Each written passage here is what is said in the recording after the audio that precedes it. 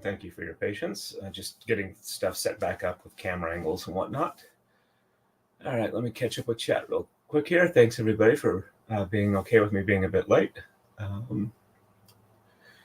Good morning. Great day for a live stream. It's laundry and crafting time. Got a huge bag of yarn that would rather be hats than a lap blanket. Okay. Good morning, Gwen. Nice to see you on. Hey, Cookie Mon Steve. Nice to see you here. It's a little bit early your time zone, but not too bad. Just got your coffee. Yeah, background noises. I was counting out the number of tama I actually needed to finish off so that I don't do too many or too few, and I don't have to worry about counting them every so often. So I can visually see how much I have left to go. So, all right. Monitor on my ear. So we are doing 34 more sets. So I should probably do a quick cutting of some more flags here while I've got a minute, since I'll need them regardless. All right.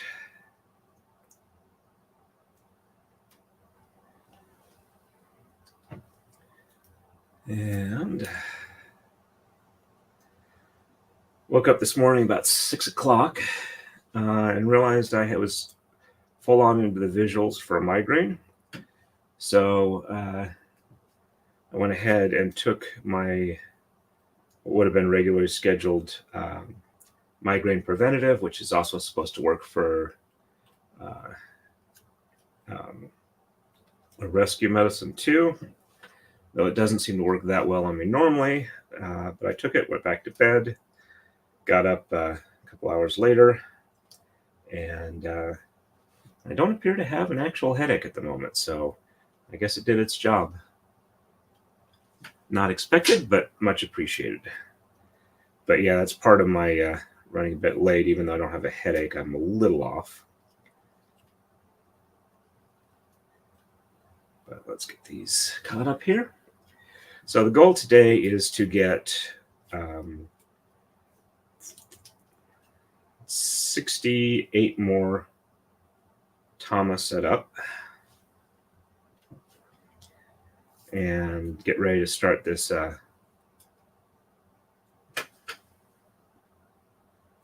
pattern, get it ready to go. If I remember right, on this one I count up to 8 or 9. I think 9.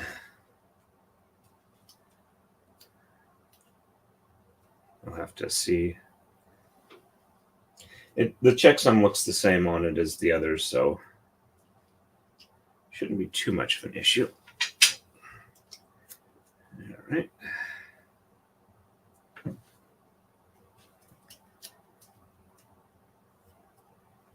And other than that, things are going pretty good.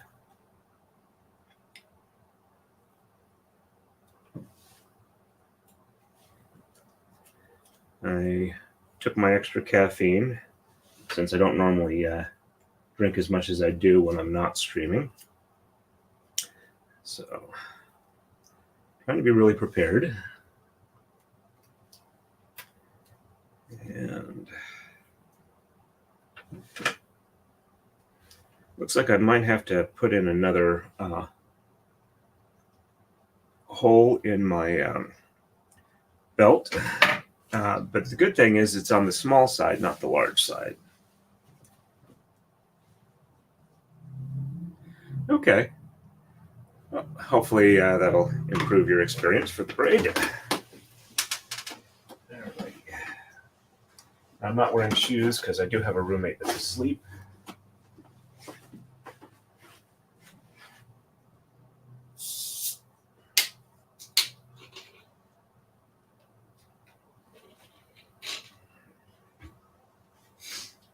All right.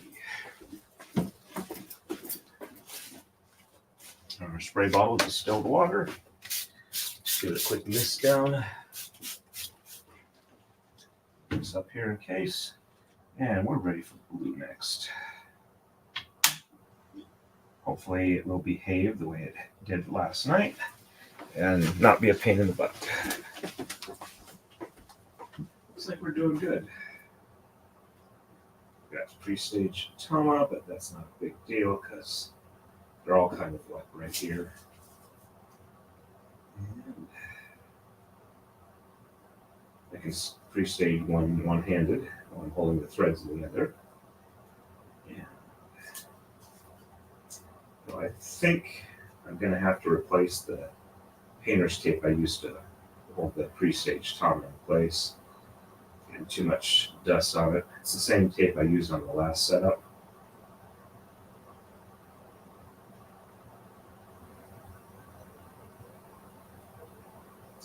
I'm not really getting anything done in the garage yesterday, so after I'm done with the stream today, that's kind of where I'm going to try and spend my time. All right, we'll walk this one back here.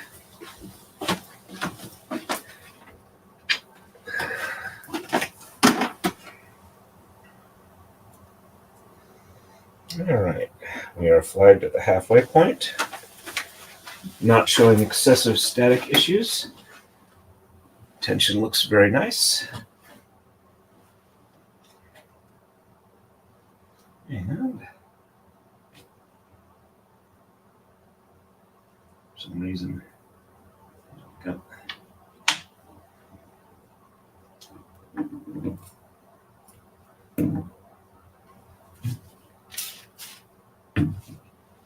And make sure I don't snag on anything.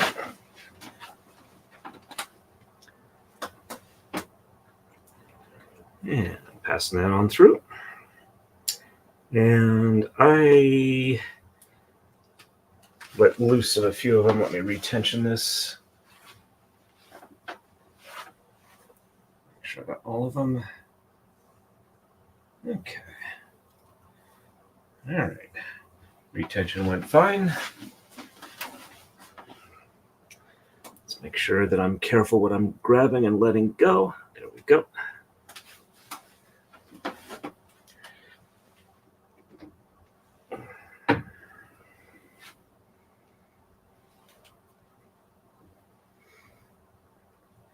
So I have roughly 68 tama left to set up. Although when this is done, it'll be 66.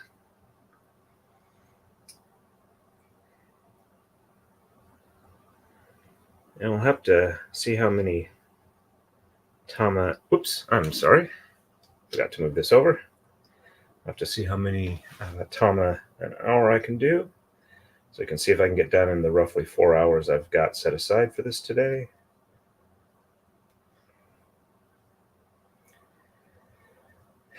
Double checked on my in-person constable training, which isn't until the 17th. So starting to worry that I'd forgotten when I'd scheduled it.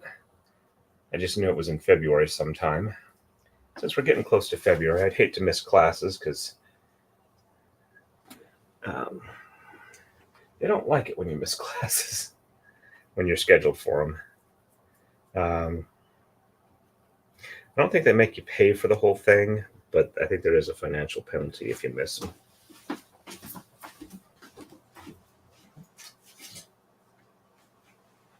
The other downside is that the schedule is pretty well packed. They try and not have more classes when they have constables to fully attend them, given the budget's so tight for training these days.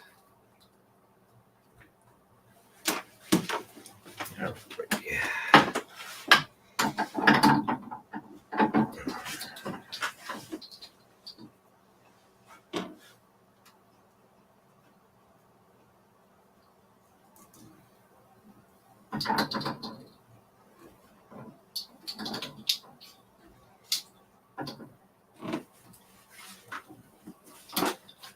Yeah, that's a good spot there. Yeah, we're just about getting to the point where we're ready to start taking some flags off once they hold together well enough.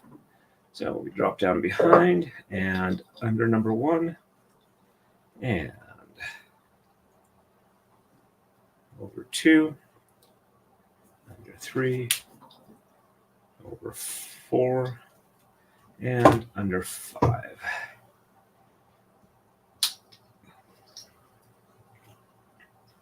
All right, and let's pull this flag up with the rest of them. There we go.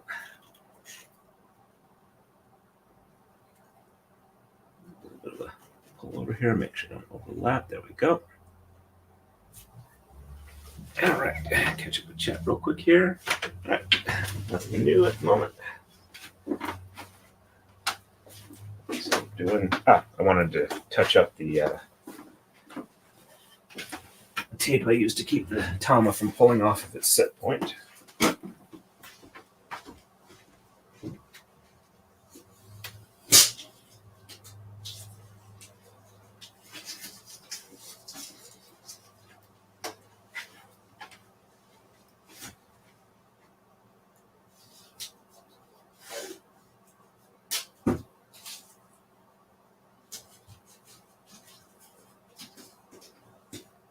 There we go.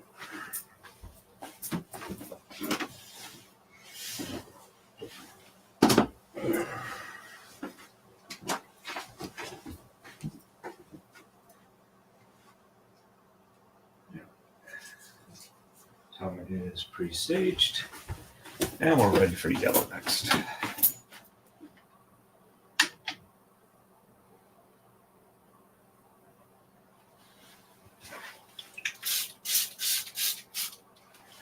I'm actually thinking I may not even need to miss these, but habits die hard.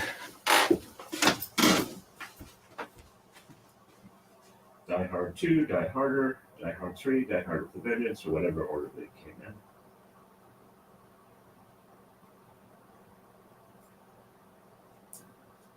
in. And 1,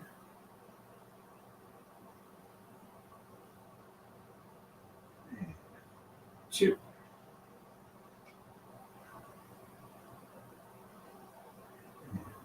3 knots. There we go.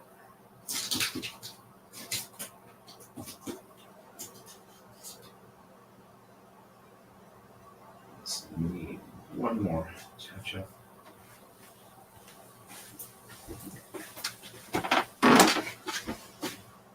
Walking back is going good. And there goes the flag.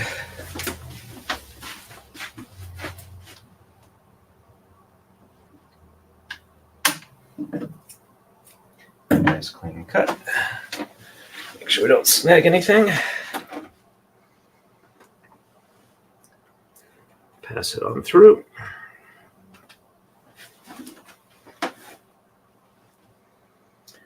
Move the camera before I do the tie off.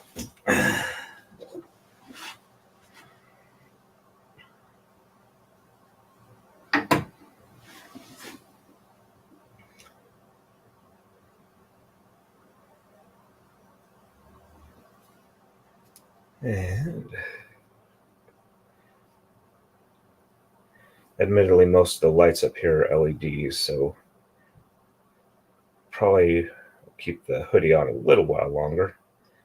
Me being up and moving around will, looks like I've got a little bit of static separation there, but not too bad.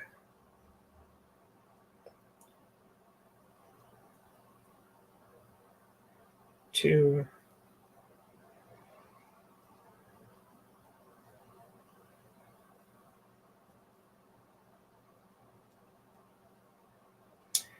And 3. There we go.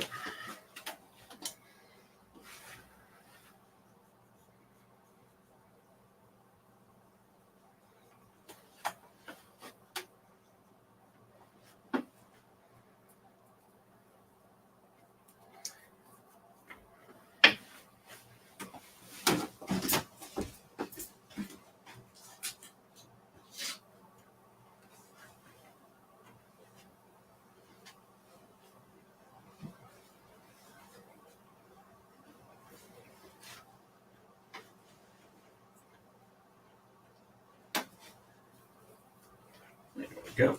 And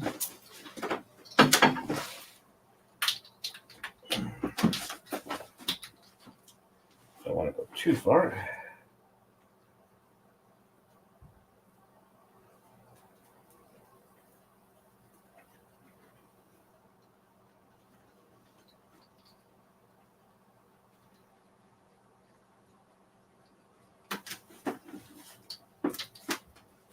There we go. And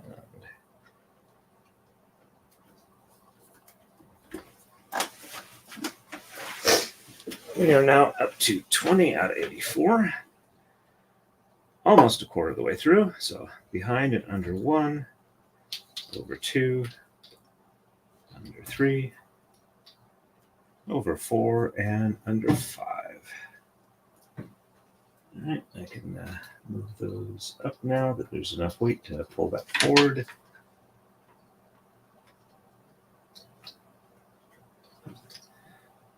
That nice and even. There we go. And catch up on chat real quick here. Hey, I have cues. I have questions, I'm assuming. Finally caught alive. Nice to see you on. Yep, I have seen you on like Discords and other streams, so it's good to see you here.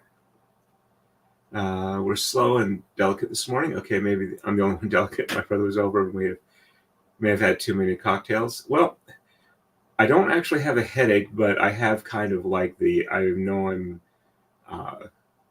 migraine adjacent at the moment, so it's kind of weird. All right, do a quick check over here, see if we got anybody watching over on Rumble. We've got at least one person watching over there other than me. No chats yet. All right. So, time for the next one. Oh, yes, I was going to do the additional fix on my pre-staging setup. Actually, let's do this. Take a quick picture to show you folks. Nope.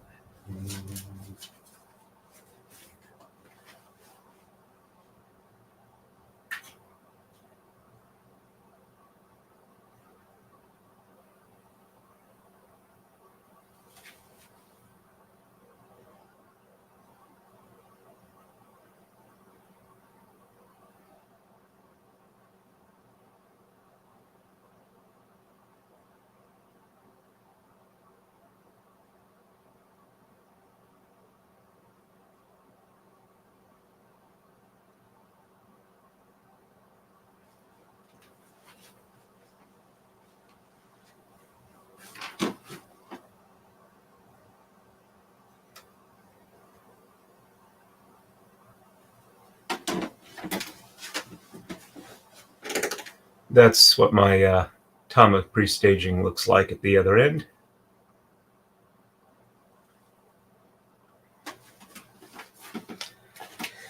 Okay, so I just did yellow, it's time for blue again.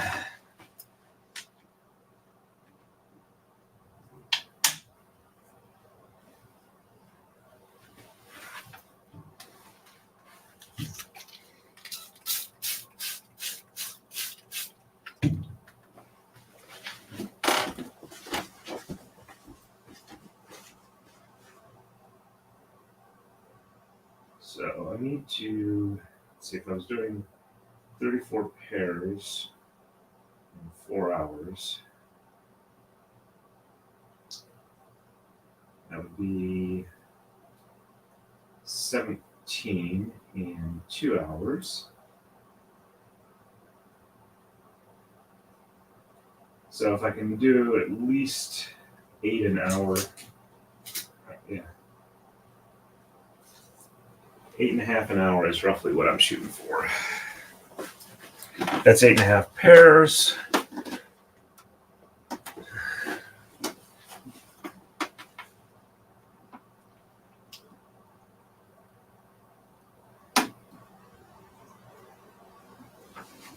All right, looking good here.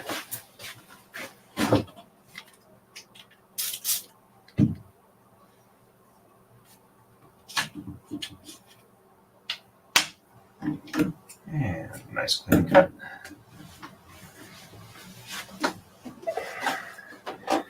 Make sure we clear any snags. Did not lose grip on any of the threads. We're doing good there.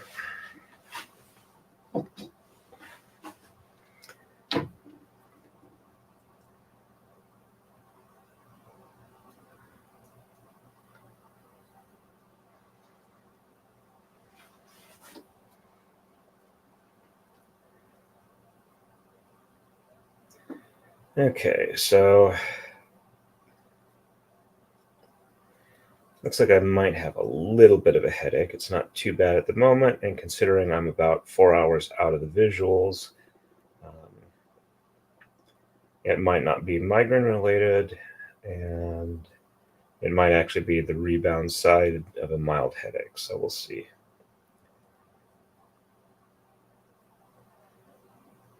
There we go.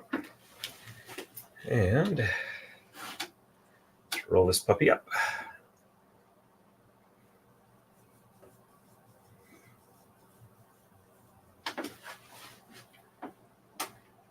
Okay, there we go. Yep, nice and even on the tension. Let that hang there for a minute.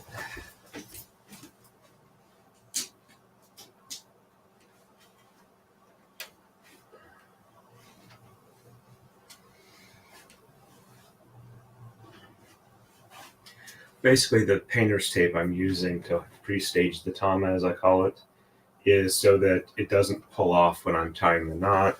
And the tape on the top also helps keep the leader thread from sliding over the top. I actually need to re-roll this one side too. And holds it while I walk the tension back. Might have missed a little bit on the tension here, or I might have just been snagging on the D-ring. All right, let's see. There's the flag. Excuse me. All right, let's go behind and under 1, over 2, under 3, over 4, under 5, and over 6. And just bring this one into position. A bit too far there. There we go. And set that there. All right. And I think with the next yellow one, I'll go ahead and start pulling some of the flags off. Let me catch up real quick here.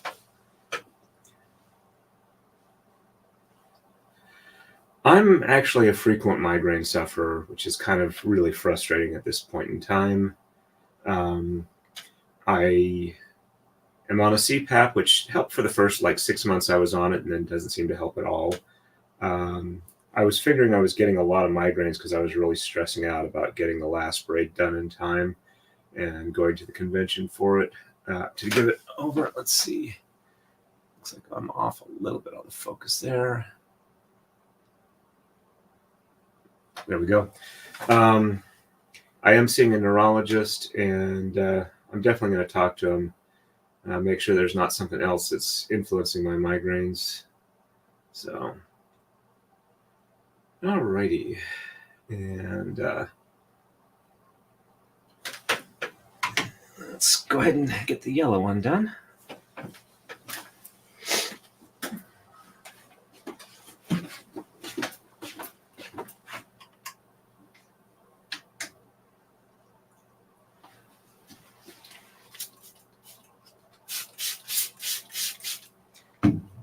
So my tentative plans for the next couple of months is I need to get at least a couple of Taka-Dais built. I've got one that's pre-sold. I need to make one for my wife, and I want to have maybe 1 or 2 to sell.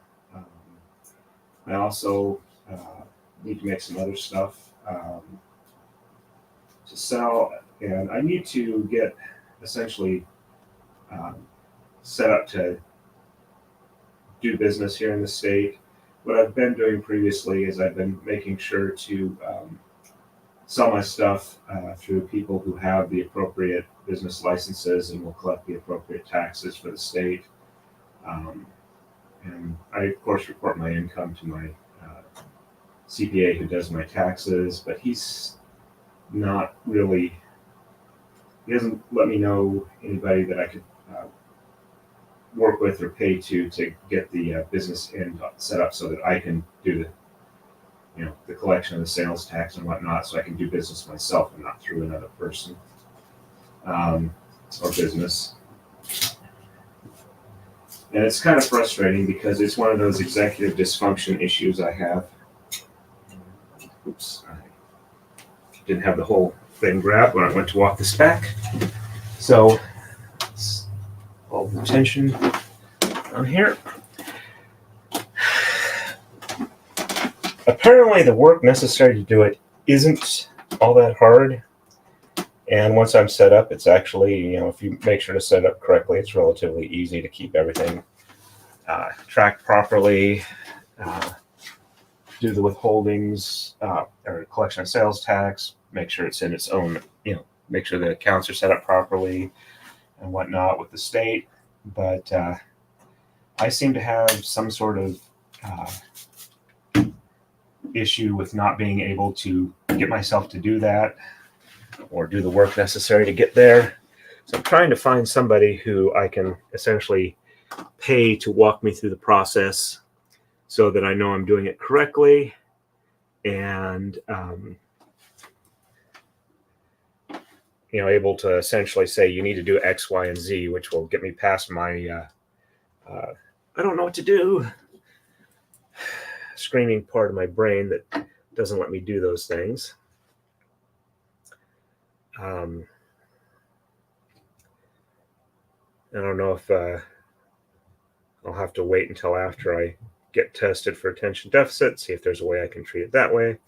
But I'm trying to do as many workarounds as I can so I don't have to rely on that to get going relatively soon. It's also one of the reasons why I'm going to be trying to do some of the parts for the warping frames on the router so that I can be using the router regularly and just adding in something that I've done before, aka Taka-Dai parts, is not something that causes me a great mental block to get started on that. Part of it is that I have a new router since the last time I made one, or I made 6 actually, and getting myself to the point where I can do it again is on the new machine is where I'm kind of having the issue, because I don't want to screw up the new machine because it's kind of expensive, but also there are minor issues with the machine as far as rigidity and squareness of the frame and stuff like that, which I think aren't really issues. It's more that I've done it in a professional setting. It's essentially my day job to program and run CNC routers. And my day job professionalism is coming up into conflict with the home business / hobby side where you're not dealing with a, $800,000 machine that has to be able to produce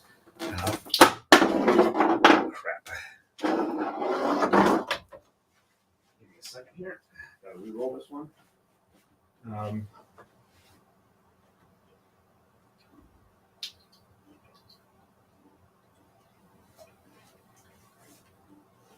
There we go.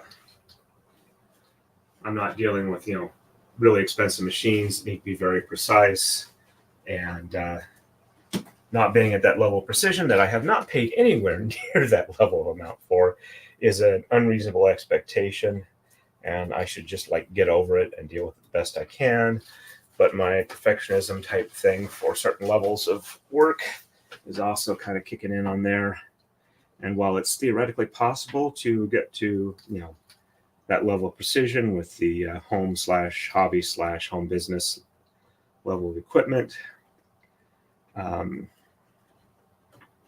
it's just kind of a issue with me for some reason with my brain meats. Okay, all right, let's go ahead and take a couple of these flags off.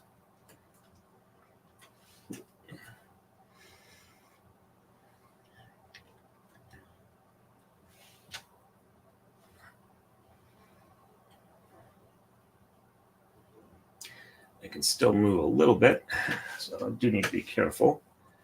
but I think we're not going to be moving enough to be an issue. All right, let me catch up on chat real quick before I continue on.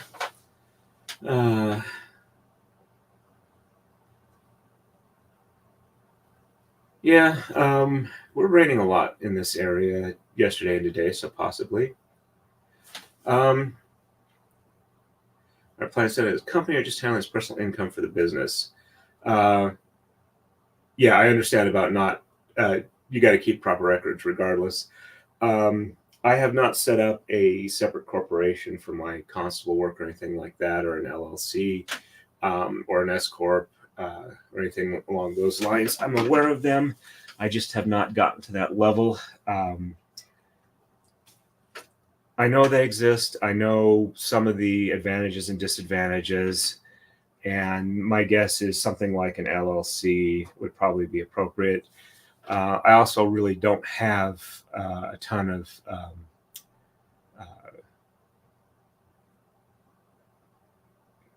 resources and or equity or whatever that somebody could go after. I mean, yes, they can get a judgment, but I'm not like judgment proof, but I don't have a lot. And a lot of what I have, while it's useful to me, is not really resellable. So,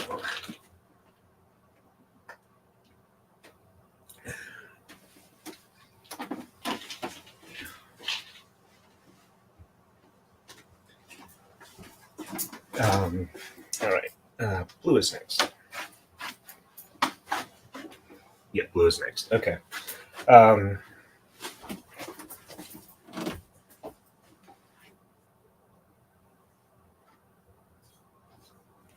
And while I don't talk about it a lot, my wife and I did try for in vitro, a couple of rounds of that, where even though my wife's insurance as a Teamster at a high school is in general pretty good, it didn't cover fertility at all. So we wound up spending about roughly $40,000 to try and have kids, and it didn't work out. And that kind of like really blew our budget out for a while. We're getting to the point where we're mostly recovered, but it's been a while. And haven't had as many opportunities as I would like. Oops, I did not turn it properly, did not, but do a couple more, should be fine as long as I get them all through here.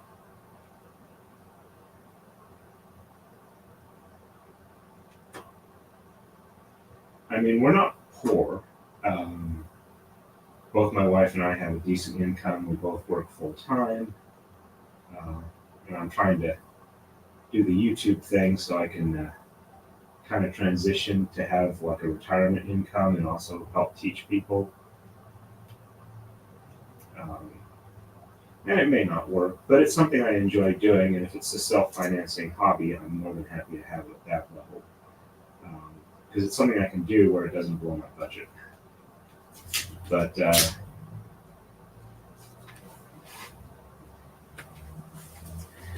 as my sisters and I have joked around, we've agreed when my parents pass away, we're not going to have a financial fight. We've all agreed to take the debt on equally. And yes, I know that debts are really not transferable past the estate in this country. It's more a joke about how our financial situations have been growing up. Crud. Give me a second here. Time pulled out of its pre-stage.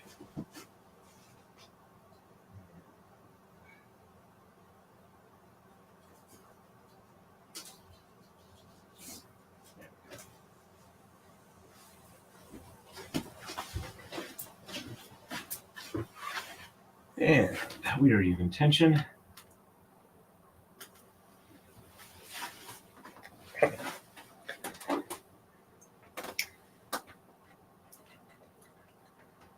There we go.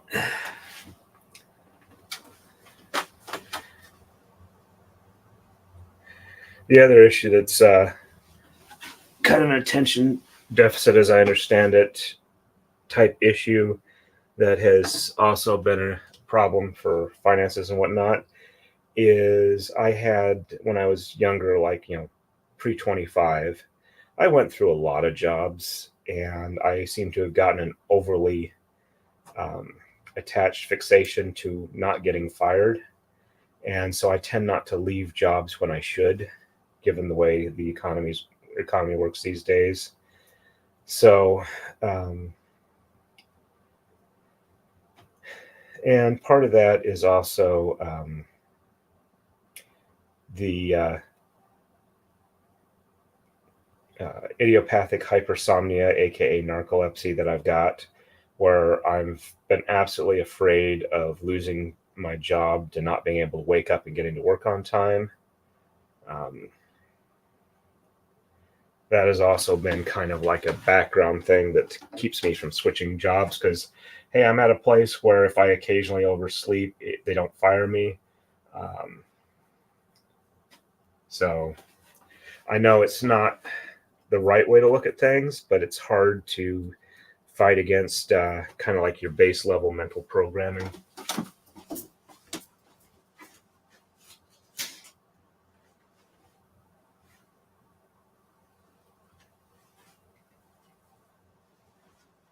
Sorry if anybody feels like I'm getting too personal. I am aware that I am discussing my personal finances on a live stream that can be viewed by anybody, including 10, 15 years down the road, where it might be more of an issue, but 10, 15 down years the road, I'm going to be 70. So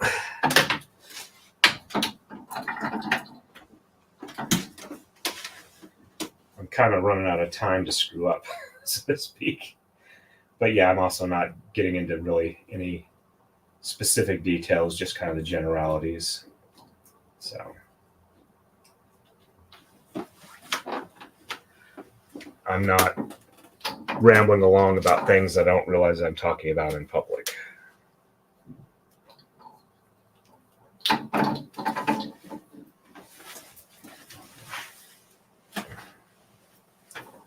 And behind and under 1, over 2, under 3, over 4, under 5, over 6, and under 7. Well, we're up to 7 already.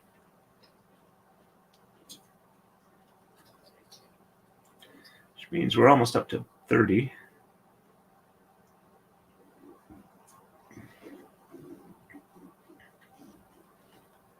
Alrighty.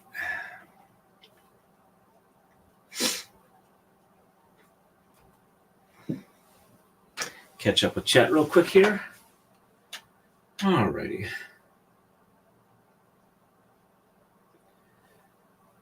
So yeah, I guess the upshot of that question is I was thinking at least temporarily personal income, but eventually probably a LLC or possibly an S corp, depending on what looks better. But I do want to talk to somebody who's got a better idea of which would be a better thing for me long term.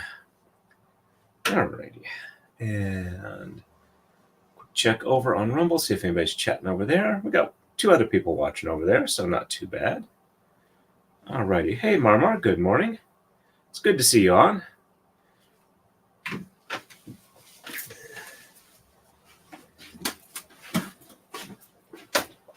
All right, so yellow is next. So you just missed me talking about how I'm trying to proceed with the braiding and braiding equipment as a business type thing. Alrighty.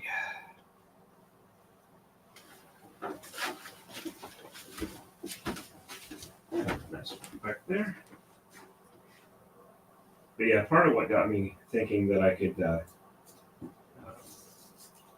do the braiding and streaming as a potential business/income source was when I was watching one of Nick's streams where somebody was talking about getting started as a streamer and how to deal with stuff like that.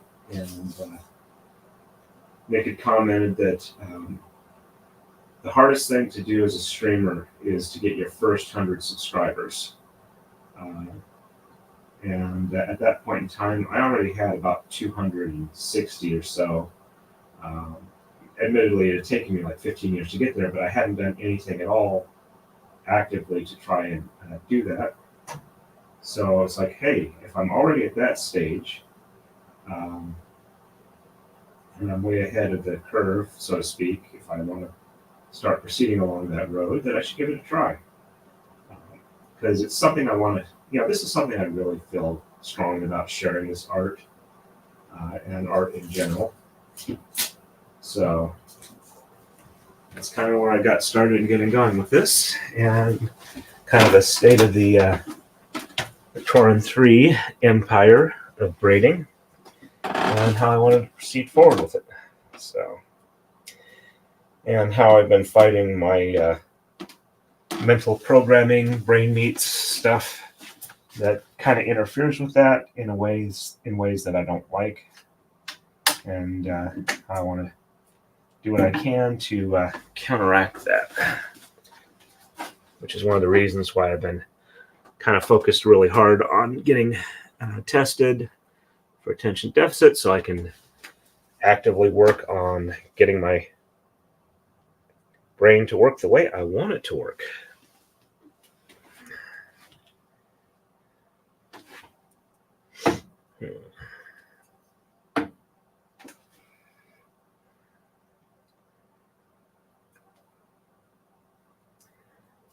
But yeah, it also feels really good to be streaming again semi-regularly.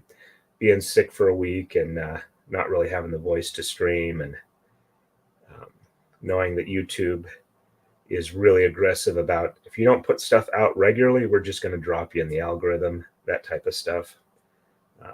Not having to stress about that is helping as well.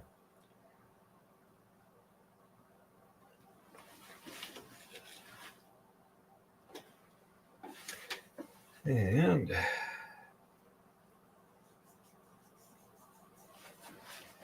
let's see, there we go.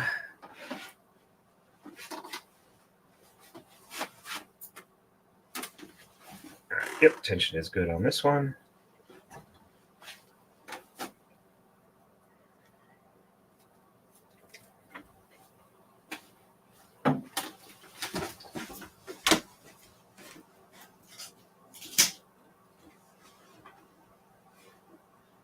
Also, if I ever get to be really, really big as a streamer, all of you folks are around for the deep lore.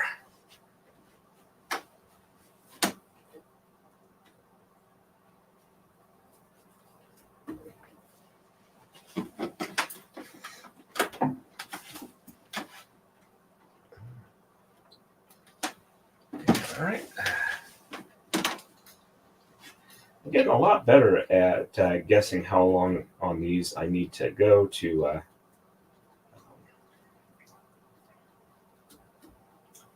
have them hang properly and not be too long or too short, which is nice to know that I'm picking up more of a muscle memory fill for what needs to be done with that. Alrighty, and behind and under number 1, and over 2, under 3, over 4, under 5, over 6, and under 7, which means we've got 28 so far.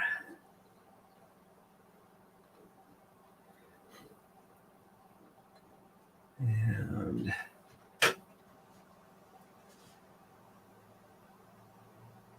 1, 2, 3, 4.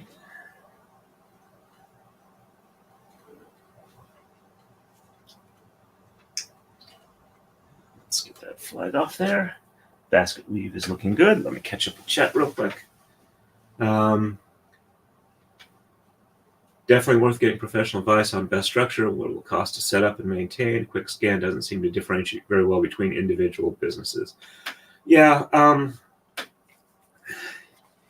LLC is basically, it provides a level of separation between personal finances and liability for your business. As a constable, I have professional liability insurance I have to maintain as part of that. So that provides a level of separation that I can approach where the insurance will be paying for a certain amount. And since I don't have a lot of individual equity or whatever beyond that, there are already some protections there, which is why I haven't worried so much about it. But an LLC essentially allows you to separate the actions of the business separate from your personal actions. So if the business screws up, they can go after the business as opposed to you. And the S Corp is kind of the same. It's mostly a liability separation and a way to keep your finances and the business finances separate. Let's see, I'm not familiar with Pennsylvania, but the bigger question is how easy it is to migrate from an individual LLC to LLC S Corp. I don't think you have to register all of the resources, but my understanding is the actual filing fees and work necessary is relatively minimal. Thank you, Cookie Mon Steve. I appreciate that. But yeah, it's more of my mental issue than the workload, essentially. I'm pretty good at doing work once I actually can get myself to do it. It's the getting myself to do it that's my problem.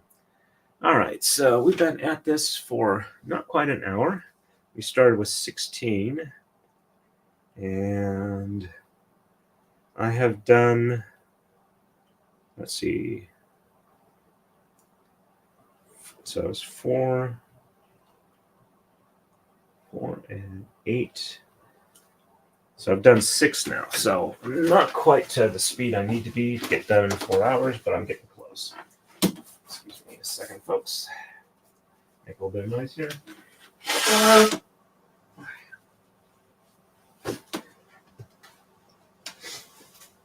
Alrighty. I need a little more caffeine.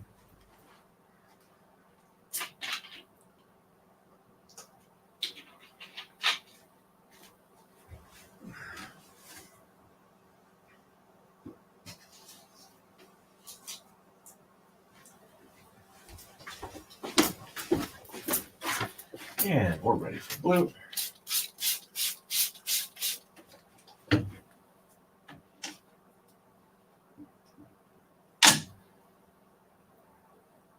And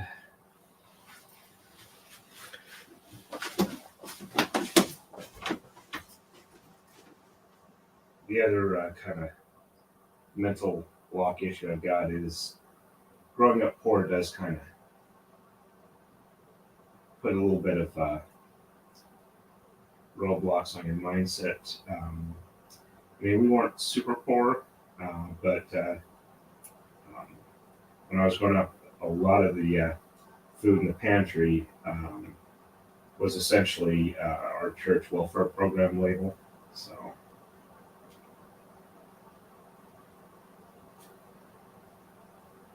and my dad tended to work in sales type jobs in areas where the market for what he was doing was not always the best, which also probably feeds into my once I've got a job, hold on to it with all hands, because my dad tried several of his own businesses that didn't really work out very well long term. So he tried one of his own business ideas, which weren't bad ideas, but after a while they didn't work out, so he wound up going back to where he was working for somebody again. So,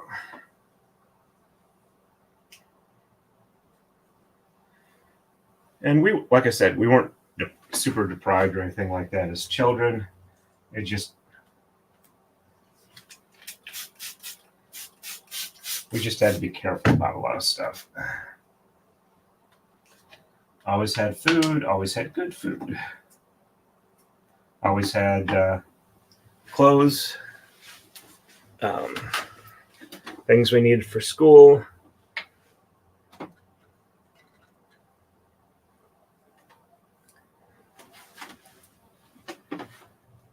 But like I said, looking back on things, what I remember of our food stuff and whatnot, we were definitely getting a lot of assistance. And I can remember Christmases where what we got for gifts were clearly donations.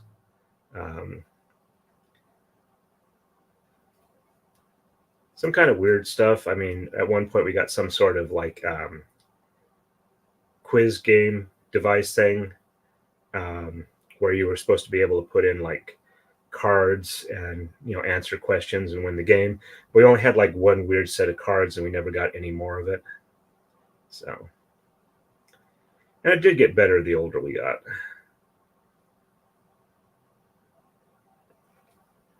It also doesn't help that even though I was like, you know, really smart, I had a real hard time doing schoolwork.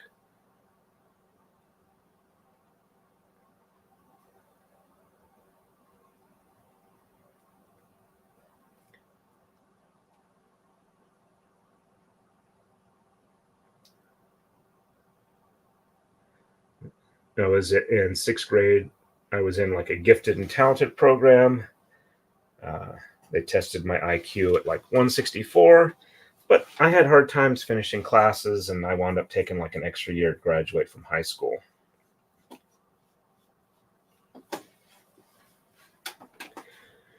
Which, as I understand, when I do get tested for attention deficit, will actually kind of help back up that diagnosis. Because my sister, who was also recently diagnosed with attention deficit, had a hard time with the first tester because she couldn't have attention deficit. She did well in school. And it was more that she was able to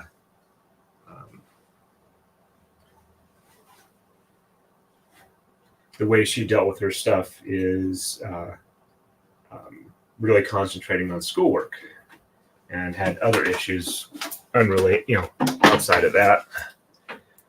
And she's also really, really smart. So between the two, it's like, no, I've got all these issues, but you did well in school, so you can't have attention deficit. So yeah, it was kind of an uphill fight for her to get a proper diagnosis. But since she's gotten it, she's been able to make some significant improvements. She also has narcolepsy too, and she's finally getting that diagnosed and treated properly. So, and behind it, under 1, over 2, under 3, over 4, under 5, over 6, under 7, and over 8. And let's just pull this one even. Did not re-roll that one far enough. Let's do that real quick. If I can do it without making a mess here. All right, there we go. And I think I've been leaving these a little bit too long, so I should roll them up a little tighter and then worry about unrolling them later. Yep, there we go.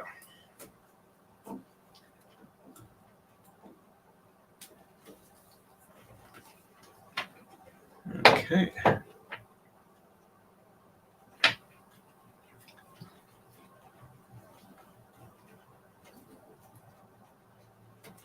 Flag off there. And that puts me at 7, so I'm at least in the ballpark. Let's see, when I had my own children, I determined they would never go to bed hungry. Yep, my folks definitely were in that category. We were not like super fed, but I do not ever remember going to bed hungry. And considering I was a moderately picky eater as a kid, that's definitely an attribute to my mom's skill as a cook and provider.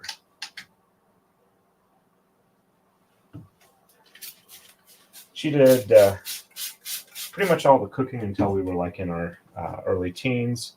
She did teach us how to cook and bake and whatever. So by the time we were like, 10 to 12, we could prepare food for ourselves.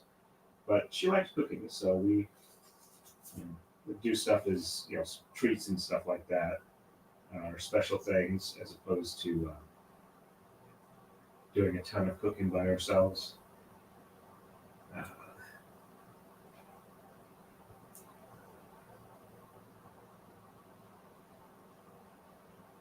Two and three. There we go.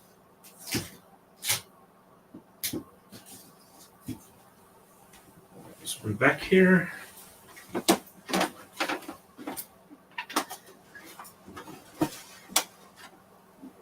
Alrighty. So yeah, if I get this one done in the next minute or two, I will be roughly where I need to be. But I'll need to get like 9 done in the next hour. All right, there we go. Yeah. We are definitely making progress on this, though.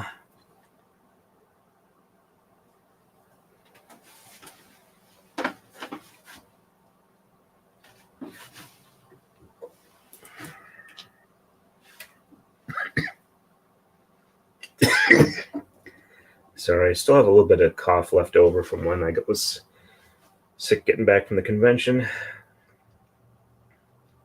It's just like kind of a residual thing. My throat taking a while to get back to normal. Got no other symptoms other than that. Did a COVID test. I was negative.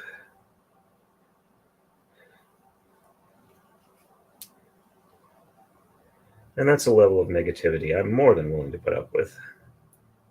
2 and 3. There we go. Looks like we're getting a little bit more static today.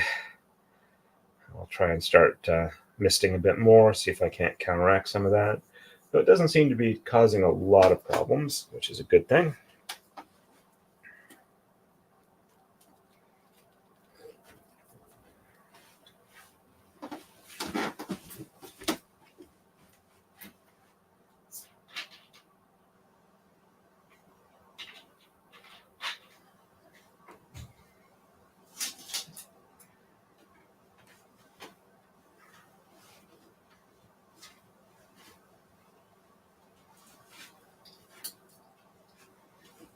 Okay, that's good for this length.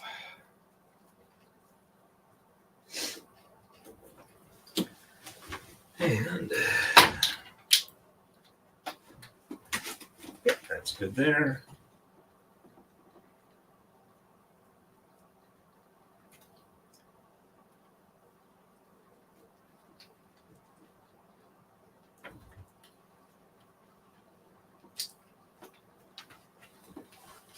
And that looks good there.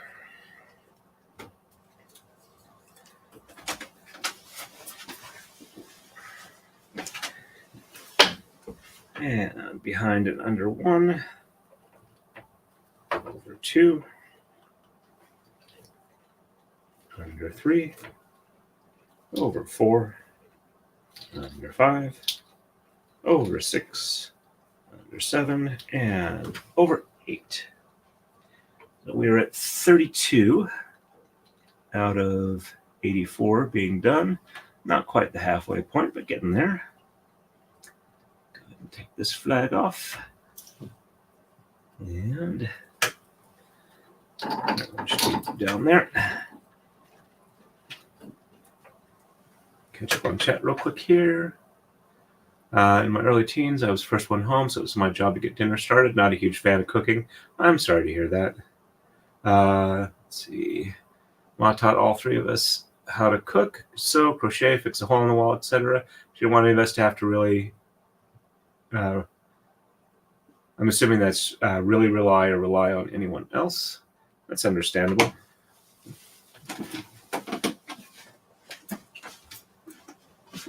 All right, so blue is next. Let's get a little more misting done here.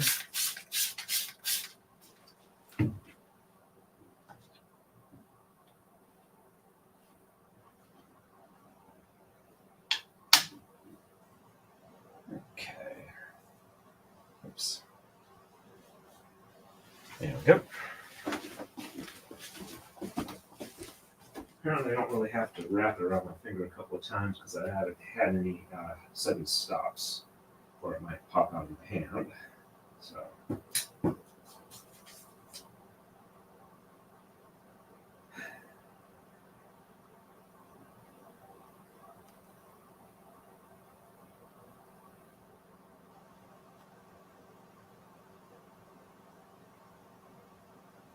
I've had a good night's sleep. I've taken my wake-up pill. I've had a reasonably normal amount of caffeine. I used the CPAP last night, and I'm still feeling kind of sleepy, so I'm not sure what's going on with that. Yep. I'm thinking I'm about to the level where I'm warm enough I want to take the hoodie off. A little bit of tension unevenness on this one, not too bad. Alrighty. Everything up to the flag point has been pulled even. Flag is on. Let's walk ourselves back a bit. And make sure our tension is good here. Looks like we are. And a nice clean cut.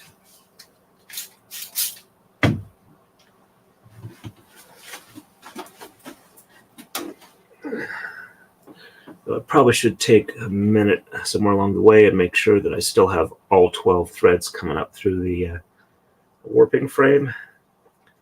All right, and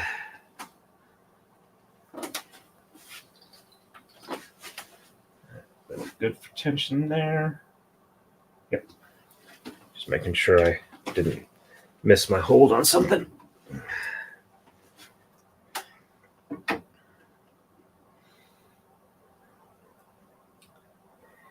And if I'm off a little bit on my speed here, and I'm only got about maybe 4 sets of tama left to tie off, I'm definitely going to finish it. I'll just be streaming a bit longer than 4 hours is all. And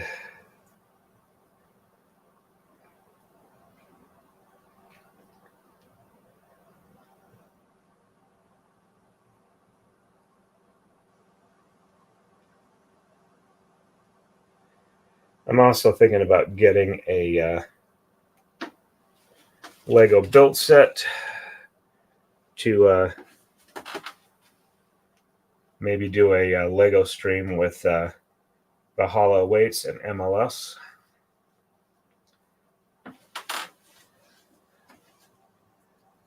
Be interesting to see what they want to interview me about. Looks like I got somebody new in chat that hasn't chatted yet today, so I will catch up with that once I get this one rolled up.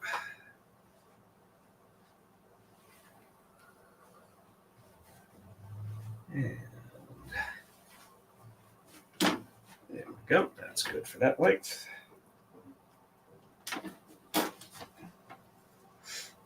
I will say the tension on this particular setup is going a lot nicer than previous ones have, which is a pleasant change. All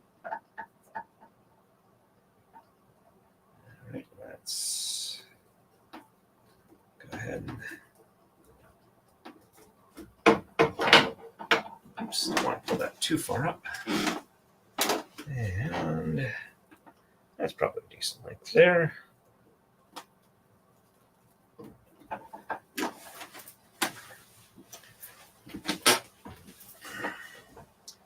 All right, behind and under one.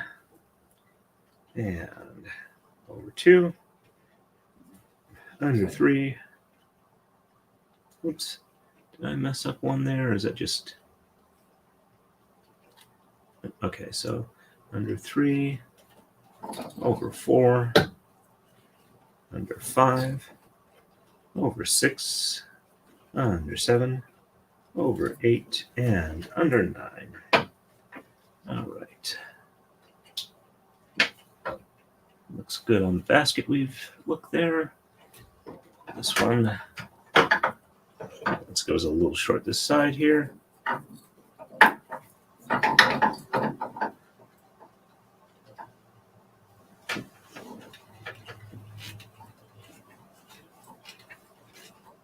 Go. It's a little more evened up. All right, let me catch up with chat. And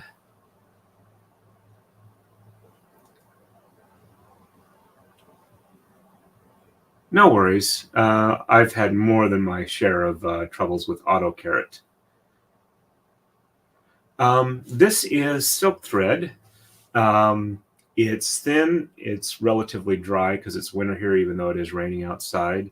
And it's basically sewing weight, I think 50 weight sewing thread that's silk. And I'm combining 12 of them into a bundle that is tied off on the weight. Yep, silk thread. And I think this is the first time I've seen you on, Mr. Thomas 8804. It's good to have you on. Welcome to the stream. If you have any questions, we are more than happy to answer any questions that we can. See, I think it's because there's 12. Yeah, they tend to get away from each other. That's why I kind of tried and missed them down there.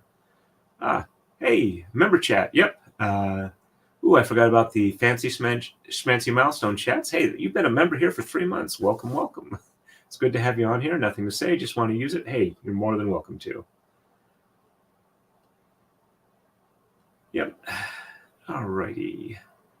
And do a quick check over on Rumble, see if anybody's chatting there. We got one other person watching at the moment. No chats as of yet. All right, so yellow is next. Yeah, I actually have, Mr. Thomas, I have imported, I can't say imported. I bought this thread from a Japanese vendor, and they shipped it over here from Japan. And it's, I think, 3,000 meters of thread per cone, and I got 12 cones of each color that I'm using. It's a bit of a spend to get them, but it makes it oh so much easier than taking a single cone and wrapping it around like 2 posts to get the number of thread count I need for each bundle. I have more than cut my setup time in half switching over to this method.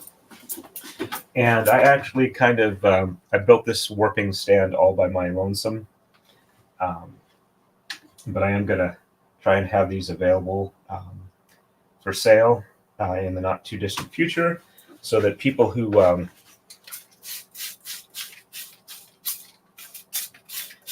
would like to do this, would like, you know, not necessarily the silk cones, but say if you wanted to make it with rayon, you can get like 12 spools of regular rayon sewing thread and do the same thing I'm doing here. I got the cones basically because even, you know, ordering from Japan and getting this big cones, it's the right type of silk and weight of silk for Kumihimo. And I intend to be doing a lot of streaming, making braids. So having the resources to do the colors I want, in the lengths I want, in silk is more than worth it to me. And it's a less cost overall to essentially get it in both like this, even though the initial outlay is a bit expensive the first time around. But once I've got a color, I probably have, like, I'm at the rate I'm going, I'm assuming at least 3 or 4 years worth of use out of the color. Unless it's one I wind up using a whole heck of a lot.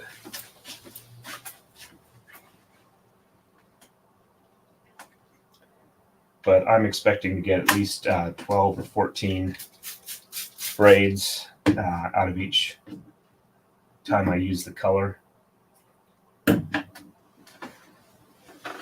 At the size of braids I do and the rate I'm doing them.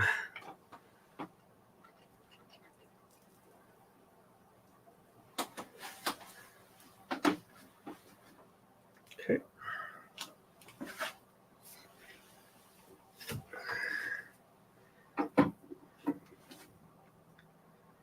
And I believe this is number 10 for today.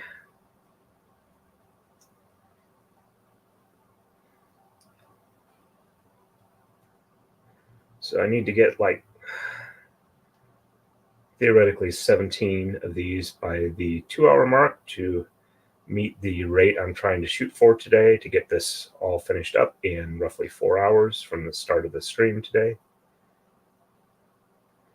Might take me up to 5 hours, but I doubt I'm going to have to go all that long, because I have noticed that as I go through the day, going through the stream doing this, I will speed up. So it's getting that old muscle memory back in action. The things that might slow me down is, getting tired or sleepy, which does happen when I stream a lot. I have to make a lot of breaks because I am drinking my caffeine today.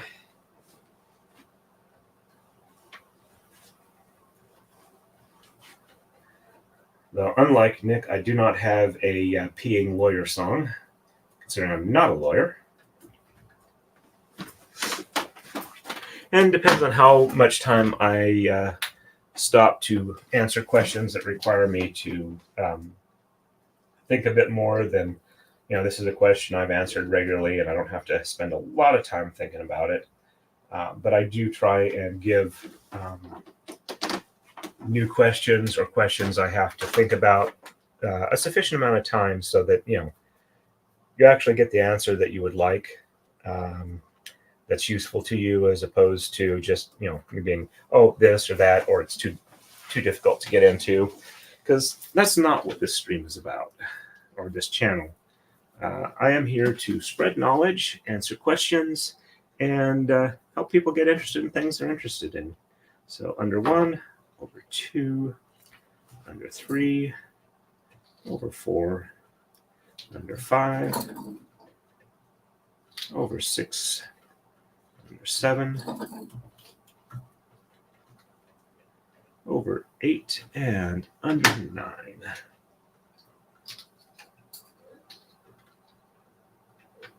Don't want to go too far there. All right, and let's put these on the right pin spots. There we go. And flag off. That's no longer needed. Oops. All right, took that one off. There's a little teeny bit of painter's tape stuck. There we go.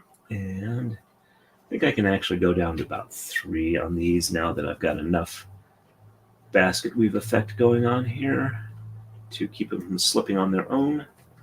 There we go. Let me catch up on chat real quick.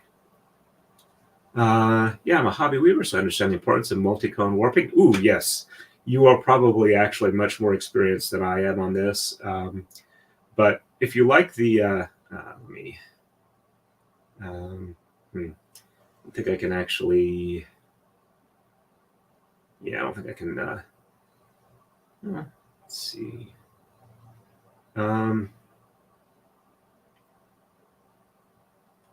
Let's see if I do it that way and then switch to that. Yep, okay, there we go.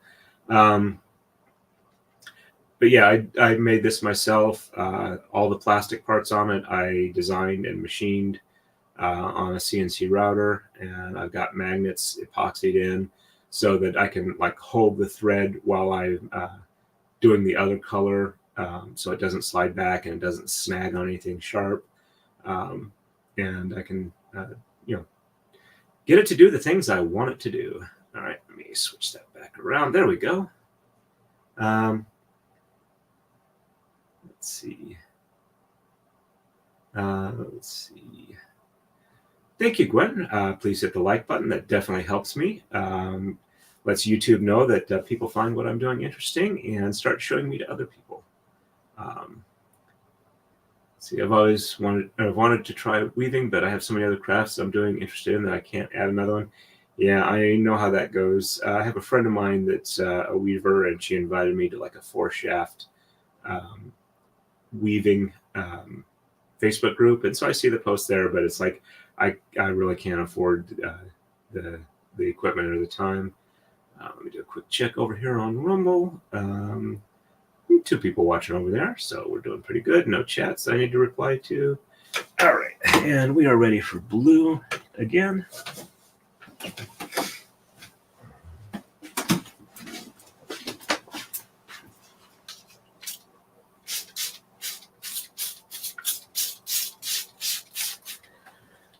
But yeah, I'm misting with distilled water to kind of cut down a little bit on the static. Yesterday was actually not that bad, and I think what's happened is I pulled enough off the cones that the outer layer that had a little bit more moisture in it has been pulled off and is no longer having the higher moisture content. So that's why I've been misting a bit. It's also raining outside, so in general the humidity is a bit higher than it has been for the last couple of braid setups.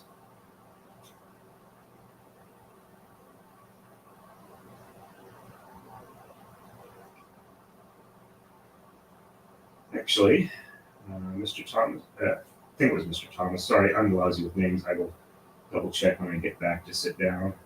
But since you are a weaver, and the warping frame I've got there, I'm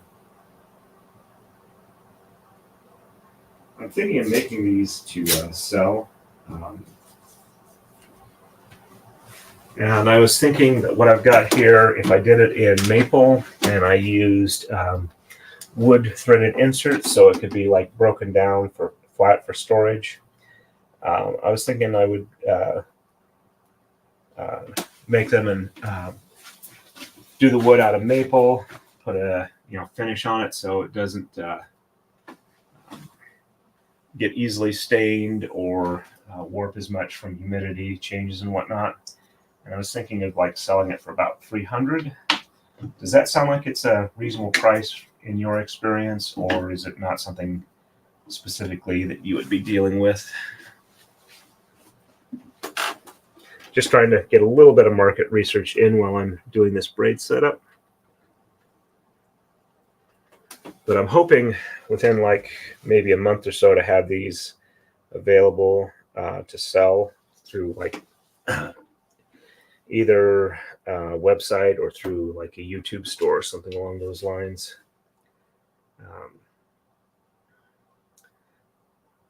I'm not going to make a ton of them until I have a better idea, but I figure there's a lot of people who do Kumihimo who are only using like DMC embroidery floss like I was, and having something like this where you could either use cones or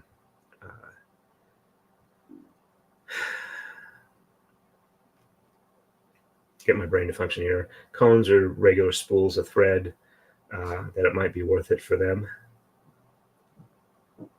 I think my wife is home, in which case I might be turning off the cameras for a little bit. I'll leave the pattern up and the microphone on. We'll have to see how that goes. The joys of not actually having my own studio. Hey, Sandy. Hello. I am streaming. Would you like me to turn the cameras off for a little bit? No, that's okay. I'll just grab my clothes and go. Okay.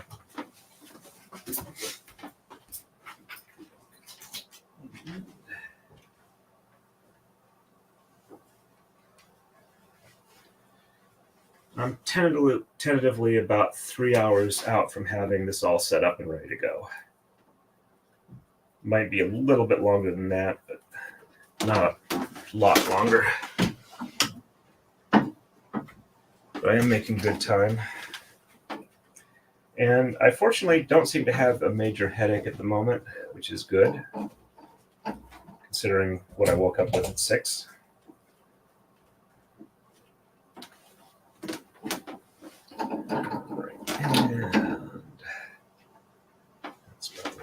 there. Got somebody who's in chat who is a weaver. So I've been talking about the warping frame. Oh, okay. And just so you're aware, there is a camera focused on the warping frame.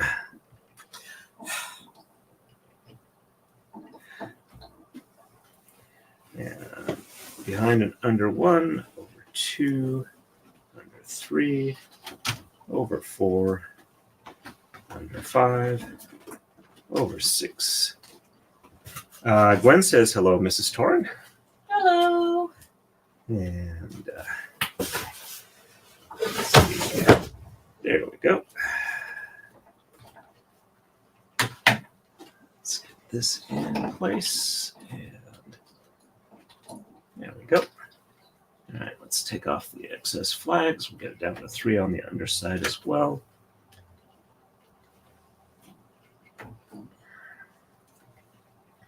One, 2, 3. There we go. Last one. All right, catch up on chat real quick here. Well, I don't believe you. It's obviously time for another craft startup. And more after your blue felting project, obviously. And thank you, Kumihimo and Steve. I will let her know that everybody says hello to you, or hello to her. Kumihimo and Steve, that is not the encouragement I need. I have to get something done for Ian, and then the blue project is next on the list. Okay. Let's see, Mr. Tom 8804. I'm not that familiar with price points. Weaving yard cones are much wider, so I'm used to seeing them for 4 cones, as that's all one could fit reasonably. Okay. Understandable there. Not being in your exact wheelhouse, no worries on that. I'm just kind of was basing it off of similar equipment I had seen. So, all right, and we are ready for yellow next. You want me to put your Mountain Dew back in the fridge? No, I'm drinking it as I'm passing by. Okay. Thank you, though. And, oops, just pulling that in the wrong direction. Let's get these even out. And let's see. All right. And do a quick check. Yes, all 12 of the yellow are feeding up through. I haven't missed one or had one fall back out.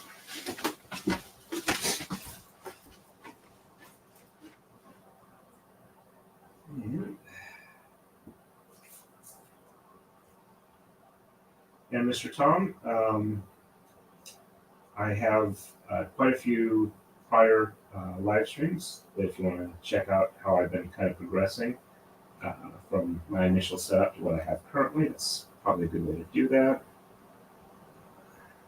Not get all of these through that leader loop. My initial warping setup was I had 2 posts. I would mount one on a chair and another one on the Taka-Dai frame. I would walk around it like 12 times, 12 times until I had enough length, or had the 12 strands together. And then I would glue on either side of the point I was going to cut on, so that I wouldn't have the threads pop off at different tension and whatnot. Unfortunately, because it's really hard to walk with consistent tension for all 12 times, I would still wind up with some unevenness on the tension, and that kind of sucked, but this is working much better for that. I'm also thinking that for ones where I'm not doing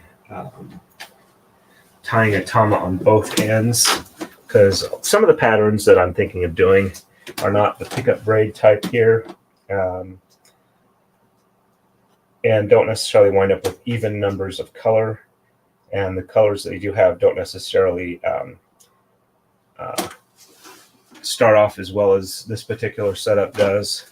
So I was thinking of having maybe like a winder where I can wind off of this warping frame and get a certain amount of length, and then just pull off what I need and wrap it around my starter, and then tie both ends of the length onto a single tama. And that works much better for the some of the other patterns, like the Kiko pattern, depending on the number of colors I'm using in that. Kiko pattern is a 3-3 twill. This is a 1-1 twill that I'm doing. You can also do this as a 2-2 twill. The pattern is less distinct because your pixels are longer and more overlapping. Or stitches or whatever. And I haven't really been able to do the flat start with a 3-3 twill as well as I would like. And I'm not sure exactly why on that. I'm assuming it's more of a practice thing.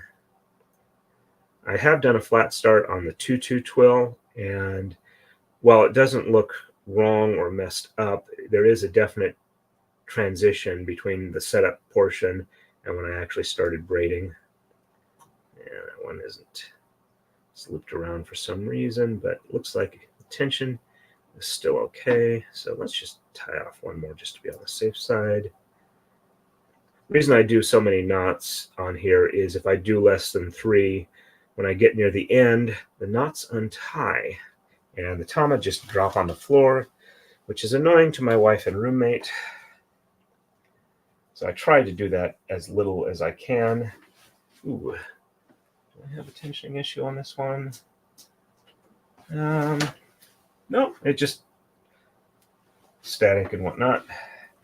It's pulling nice and tight and uniform, so it should be okay.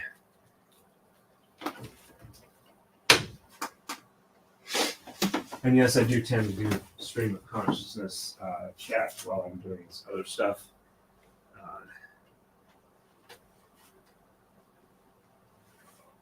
Which seems to be, at least if not enjoyable for the chat here, at least not irritating. All right, let's see. Long enough? Yeah, a little short for me. Unroll this one a bit more. I was afraid that I'd rolled it up a bit too much. All right, there we go.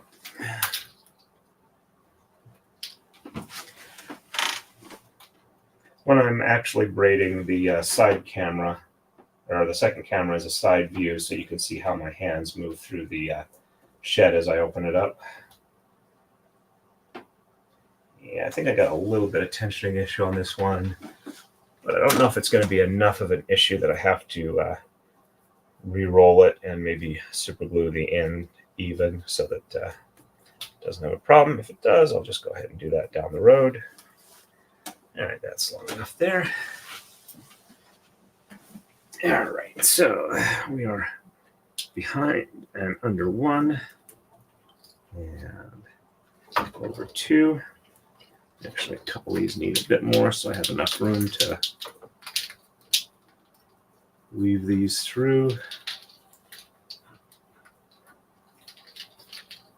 Okay, over 2, under 3, over 4, under 5, over 6, under 7, over 8, under 9, and over 10.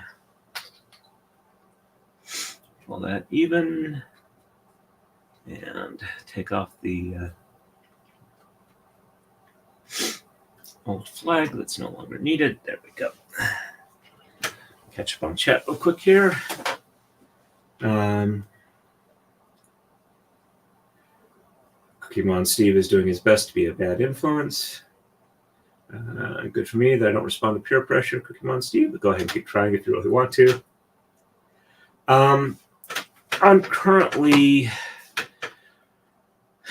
warping it out to 16 feet and looping over the center point here and with a weight tied on each end, which gives me about 8 feet of length. You tend to lose about 30 to 40% of the length of the braid. So I'm shooting for roughly 5 feet or about 60 inches for the overall length when I'm done. Might be a little bit longer than that. We'll have to see. I actually should probably go ahead and do an actual chart, but the losing 40% of your length is a general rule of thumb with Kumihimo. Some braids use more, some braids use less. If you're using different size bundles, some of the braids use like 20 strands for here, and others use like 6 or so for the pattern you're doing.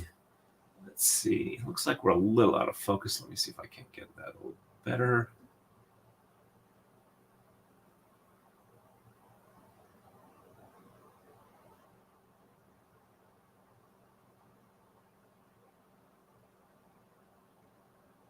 I think that's okay there.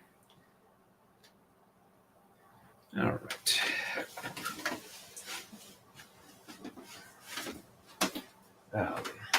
I've also got like a piece of painter's tape on the floor, so I know where to mark the midway point with a little flag. That's how I keep the length from the center point hopefully relatively consistent between the different sets of tama.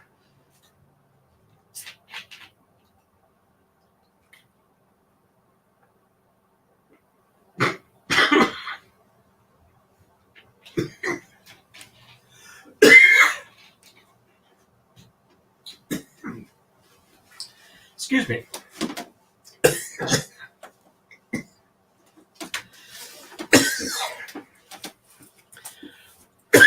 Sorry. I'm fine.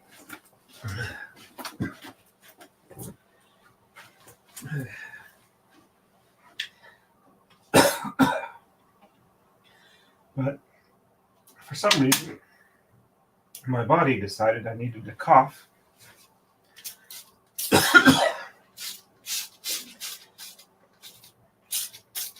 With a full mouth of soda. And as you can probably guess, that doesn't work too well. At least I'm smart enough to know not to try and swallow while I'm doing that. And I was able to do the initial cough without spraying anything anywhere.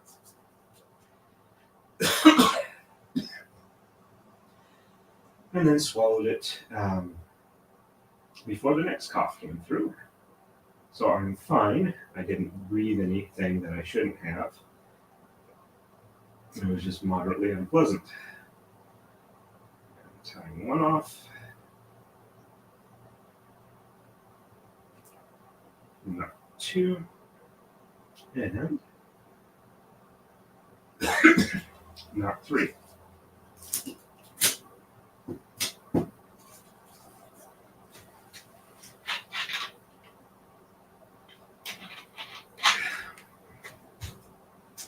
There we go. I think I'm okay now.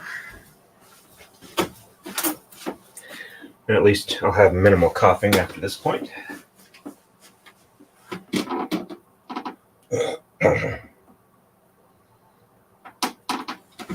And I think it's about time to refill the misting bottle.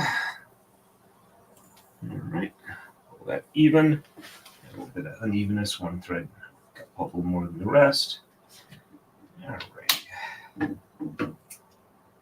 oops. Don't let this fall under the magnet. There we go.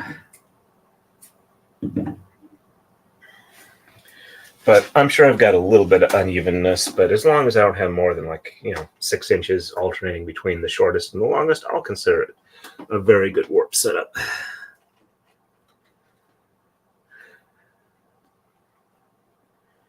And we are doing a total of 84 tama on this.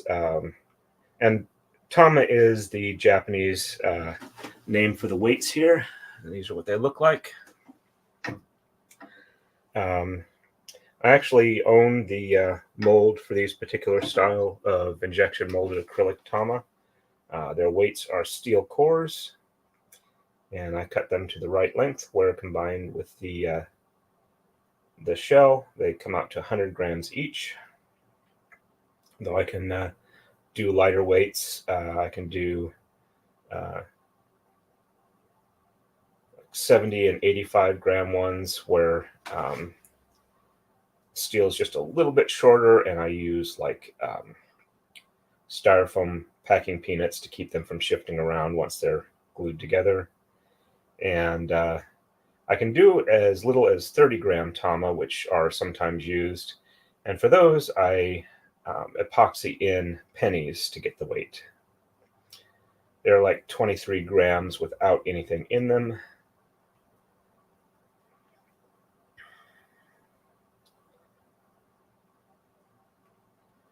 Alrighty.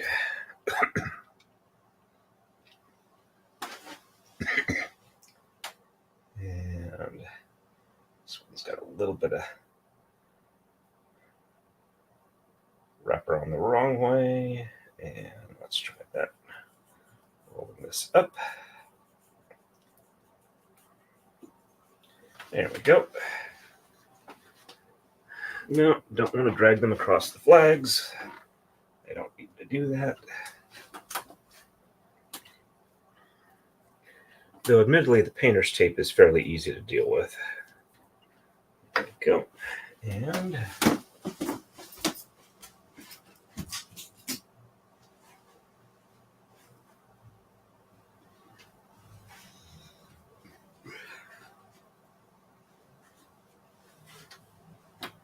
okay, that's about the right length there.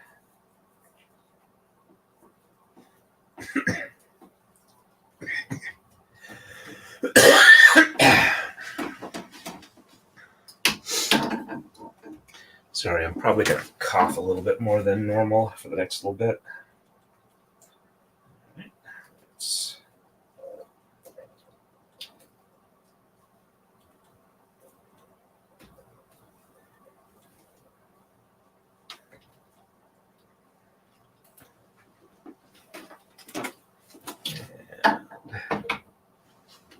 There's the flag.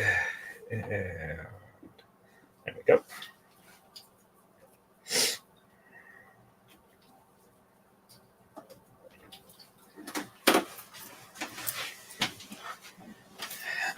Okay.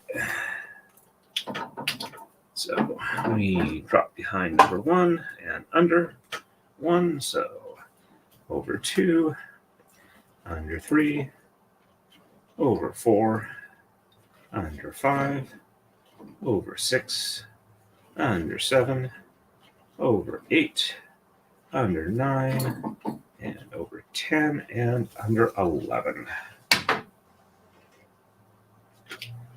Let's go ahead and even this one up. There we go. Start squeezing it together a little bit more as we're running out of loose space. 1, 2, and 3. Take this oldest one off. A little bit got left on. Apparently the flag, the painter's tape is pretty close to the same shade of blue. So I have to be careful I don't have any left on when I'm done. There we go.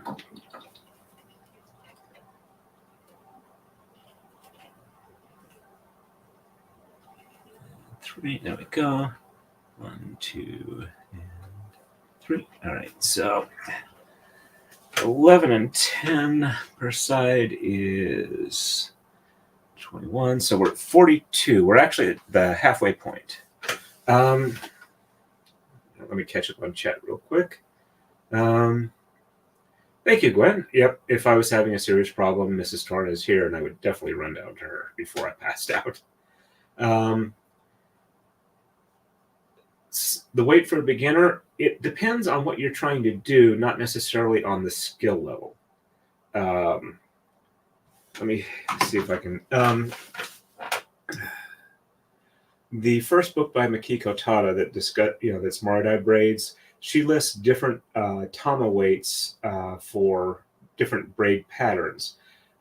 There's some where you would want to use like some lighter and some heavier to get the type of effect, like where you've got a spiral type braid where you have like kind of a loose ridge or a raised ridge and a tighter contrasting color that holds the ridge securely. It also depends on the amount of counterweight you want. I tend to recommend 100-gram tama as a nice generic weight to start off with. These are all 100-gram tama. Your counterweight you want usually about on a Maridai is about 50% of your overall tama weight. So if you've got like 16 tama, you're looking at like 1.6 kilograms of weight. So you would use like 800 grams for your counterweight bag. For a lot of braid, for a lot of different patterns, there are some that you would use a heavier counterweight or a lighter counterweight. The lighter your counterweight, the tighter your braid is going to be, the heavier your counterweight, your looser your braid is going to be. Because like if your counterweight is really light, you're going to have like a nice cross pattern here.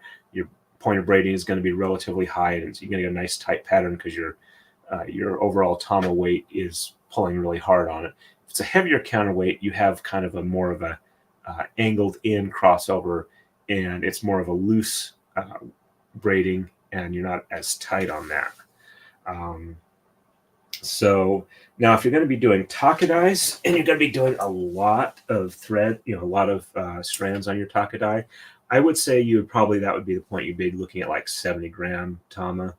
The 30-gram, I don't really see a lot of use for them, but some people like it. And that would be where you're like maybe using them with a plate or a disc, where you're not really using a counterweight. You don't want your tama to be too heavy.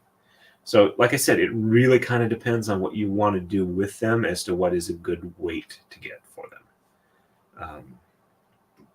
I hope that explains the rationale or the logic behind what weight you want to get. I have made 85 and 70-gram tama, but not a lot of them. It's more for specific people who want them. Though I'm thinking I might, specifically for the Taka-Dais, I might start doing like 70 grams as Taka-Dai weighted tama. Because especially if you're going to do like 100 or more and you're having to push down to open up your shed and it gets really heavy, it gets more difficult to do that. I've definitely noticed it on some of them here. All right, let me do a quick check, see if anybody's chatting over on Rumble. Got 2 people watching over there. I'm not doing too bad. Alrighty. So I hope that was a helpful and useful answer. And doing a quick check on some of the other back-end stuff. All right, we're good there. All right, so we're ready for yellow now. And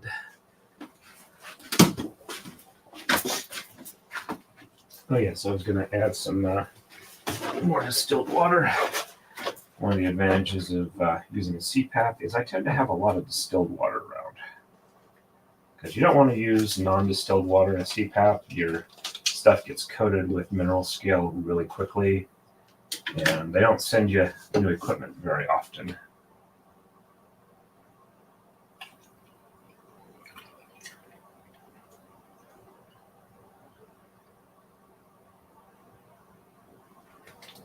Go.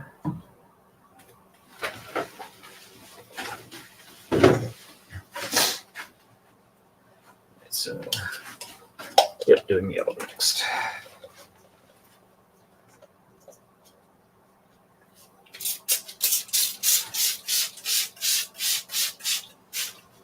But yeah, one of the reasons why I'm thinking of doing a nice finish on the maple is if you're misting like I am to deal with static issues, definitely might be something to consider. Not having a finish that would let your wood get warped by spraying water on it all the time. This is, relatively inexpensive pine setup I got just because I wanted to get something set up quickly and use it. It's more of a prototype than anything else.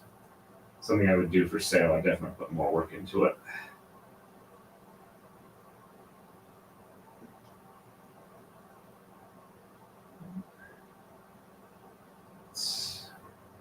No threads while I'm going through and then not. Let's do that before it gets tight.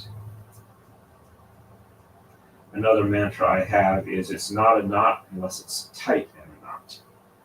If it's not tight, you can usually tease it back out without too much effort. But if you pull it tight, sometimes you just have to give up and cut it out. Which is not something you want to do in the middle of a braid, though doing it while warping is not as bad.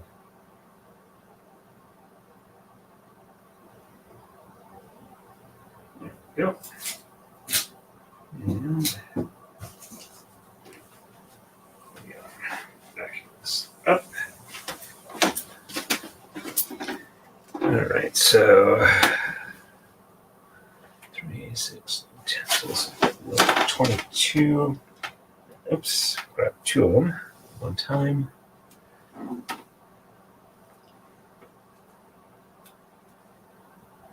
So 22 minus 8.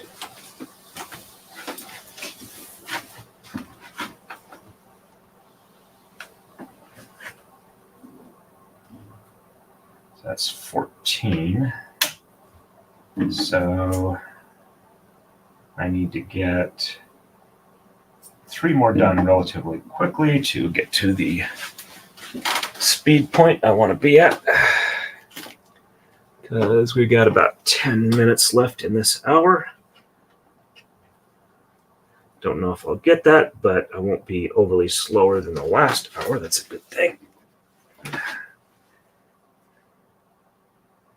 So 24 would be 8 per hour. So as long as I get 2 done, I'm at least not slowing down. Oops, forgot to move the camera over. Sorry about that.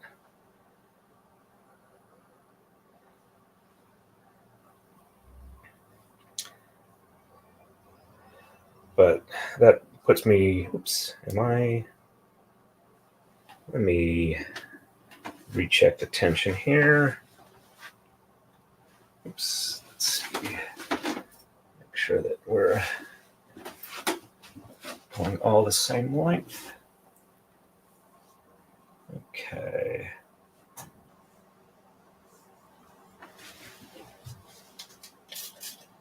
Missed that old bit, so they're not a pain to deal with.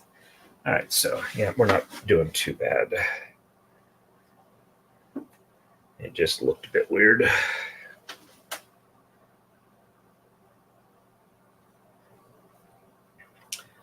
So if I stay at the 8, oops, that one did not stay with the rest.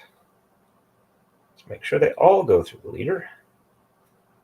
All right, there we go. So if I stay at the 8, that gives me, I'm short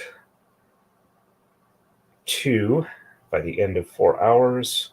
So yeah, that's only like an extra 15 minutes. So as long as I can keep the speed up, I'm not doing too bad. So basically I'm shooting for alternating 8 and 9 per hour. Do 8 per hour, I'm only short 2. There we go. Alrighty. Sorry, just trying to do the math in my head without pulling out the calculator.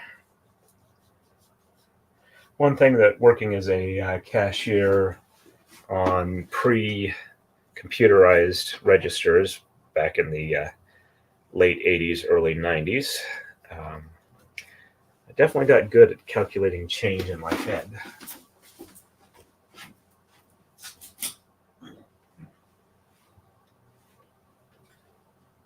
Which was always fun when you were dealing with a scammer. Speaking of which, one time when I was an assistant manager at working in a night shift at a 7-Eleven in Idaho, I had someone who was trying to scam me, saying that he gave me a 20 when he gave me a 10. And this was like, after I'd closed the register, given him his change. It was an obvious, I'm trying to get money from you. So I gave him the company line that if he thought he was actually shortchanged, that he could come in the next morning and talk to the manager, and she would verify the drawer. And if it was off by $10 over, he could get his money back then. he spent like half an hour just, yelling at me, telling me that I was going to get fired, that it was stealing, he'd call the cops, etc., etc. And then after that, he finally went out. I was actually frustrated enough at that point that I went in the back, grabbed a broom, and hit the handle on the floor until I broke it. And being the type of person I am, when the manager came in the morning, I gave her the rundown of what had happened, that I'd broken a broom, punched out, went down to the local grocery store down the road, got a new broom, brought it back and replaced it, because when I get that upset, I can't do things that'll like damage property unless I'm willing to replace the property. So I was actually upset enough that I was willing to replace the property. But yeah, I never get mad enough that I don't see the consequences of my actions. So that does get very frustrating at that point. There's times you really want to punch a wall or something like that, but no, I'm going to hurt my hand, I'm going to damage the wall, and I'm going to have to fix the wall. So no, I'm not going to do it. Alrighty. Let's see, it does explain. I thought the opposite would be true with the weight versus braid tightness. Yeah, it's the relationship between the weights that deals with the tightness. No worries on that. I'm glad I was able to explain. Hey, Valerielle, nice to see you on. Welcome, welcome. Do a quick check over on Rumble, and got 2 people watching. No chats to reply to. Alrighty. And blue is next.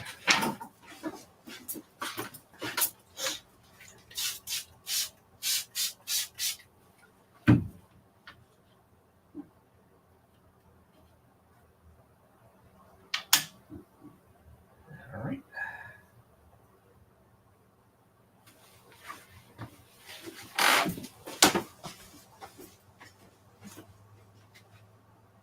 So it's 24, it's 12 per color.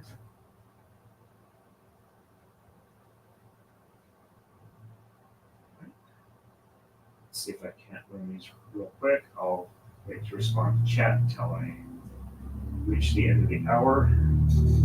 If I see something while I'm doing it, I'll respond to that, but I'm not going to stop when I sit down, because I want to see if I can get these done in time. 2 and 3. There we go. Let's walk this back.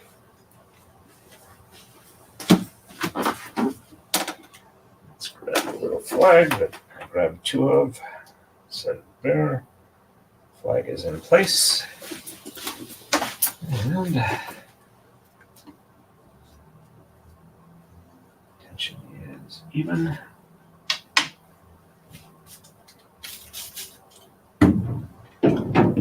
The magnets are nickel plated, so while they will corrode, they don't corrode very easily. Nickel is one of the alloying metals they put in with iron to make stainless steel. The other primary metal or element metal that they add to stainless steel to make it corrosion resistant is chromium. And you can also plate stuff with chromium for extra corrosion resistance. Nickel is magnetic, and if I remember right, adding it to stainless steel does not make the stainless non-magnetic. Adding enough chromium, I think, makes it non-magnetic or paramagnetic, as in very slightly magnetic. When I was working in a machine shop that was doing a lot of metal working with stainless steel, we had tests for whether or not the metal was paramagnetic or entirely non-magnetic or magnetic. Make sure we had the part of the test to make sure we had the right grade.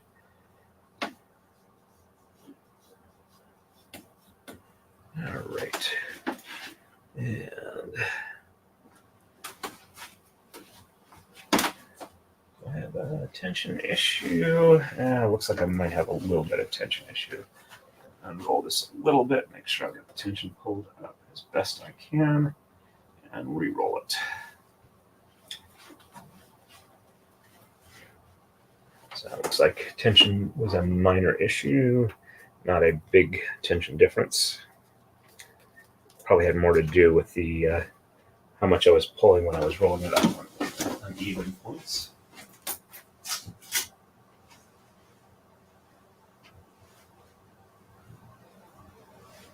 All right. There's the flag. There's the flag. That should be the right length. And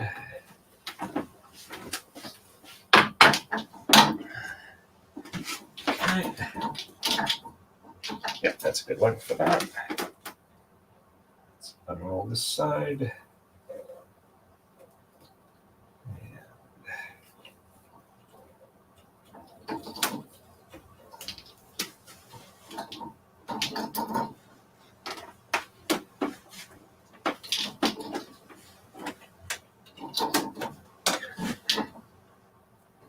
Right length on this end. And whoops, looks like I am slowing down. Looks like I'm only going to get 7 this hour.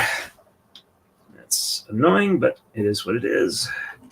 All right, so under the first one, over 2, under 3, over 4, under 5, over 6, under 7, over 8, under 9, over 10, under 12. Whoops.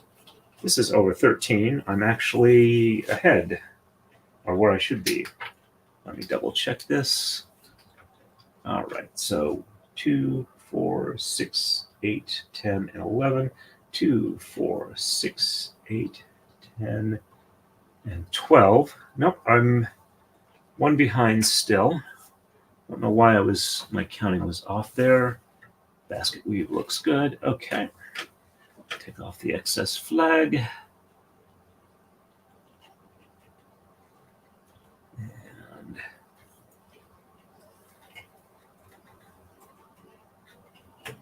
there we go. And I am going to take a quick pause here. So I'm going to go ahead and mute, and I will be back up in a minute.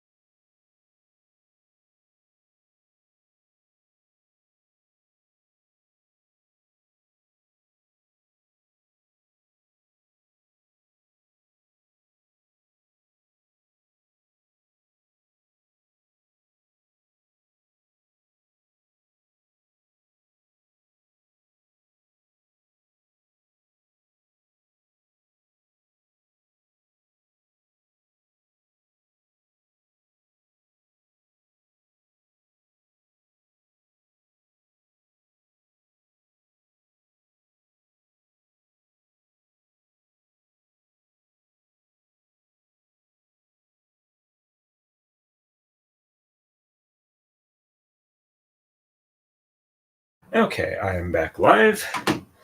Oh, this is double-sided tape that I'm going to be using to hold down these things, which are scrap from my work, that will then be used to make these pieces here.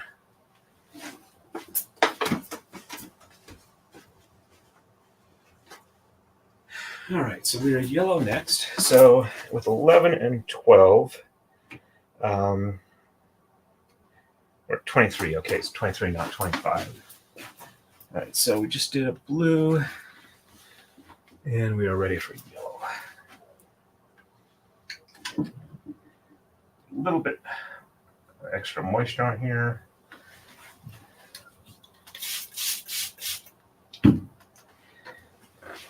And Mrs. Torn has taken pity on me and is making me an omelet. So I'll probably have a slight pause while I snarf that down when she's done with that. Mrs. Torn makes excellent omelets.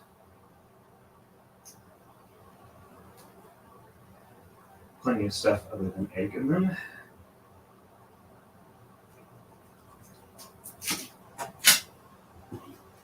And while I know eggs are expensive, we're actually live fairly close to an egg farm.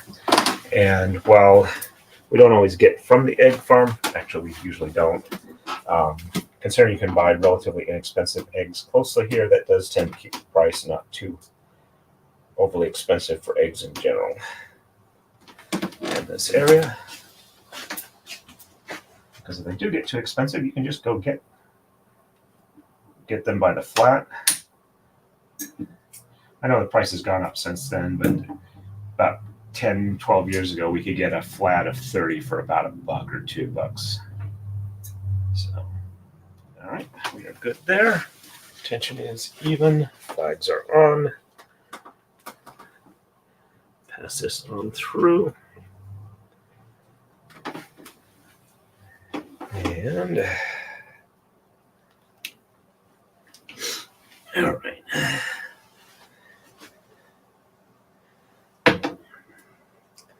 We have 10, 14, 15. We have 18 after this one sets of tama.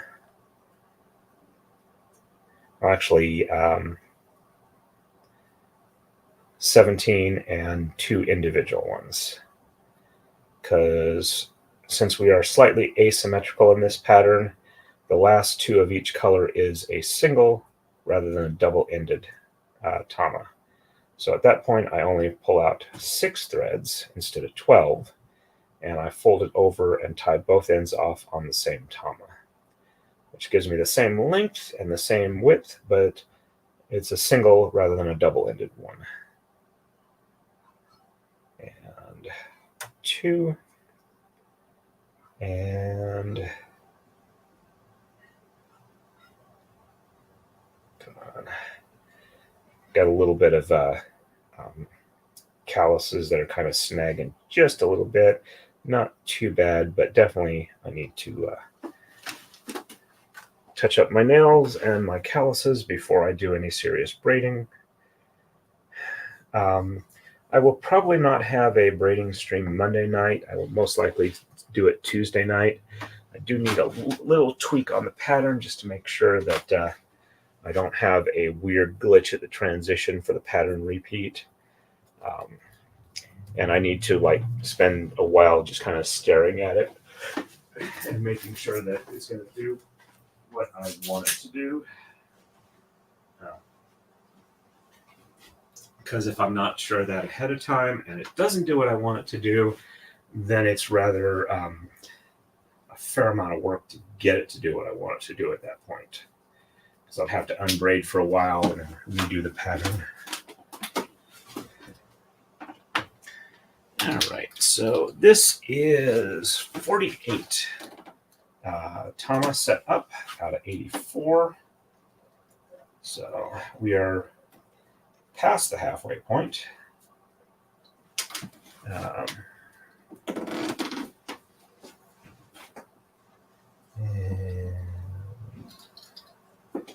go.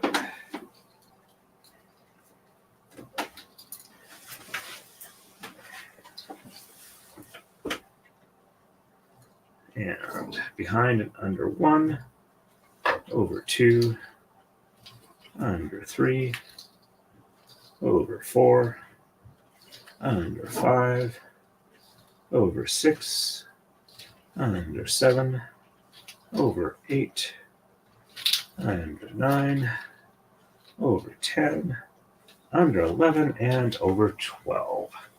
So that's 12 on each side, and then 12 top and bottom. So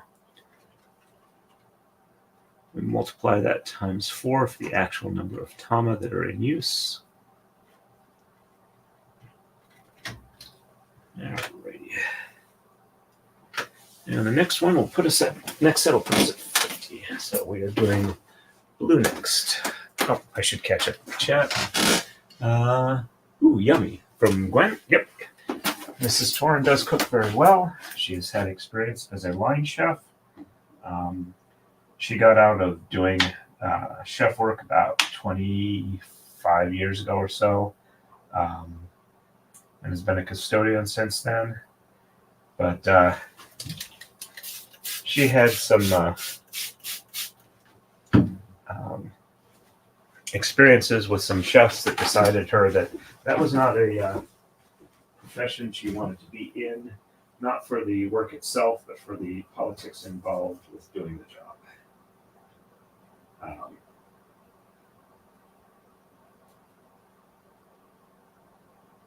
Basically, there were some entirely unreasonable expectations for her in the position as a woman, based off of the supervisors she had that were probably in violation of several laws, but it was a question of,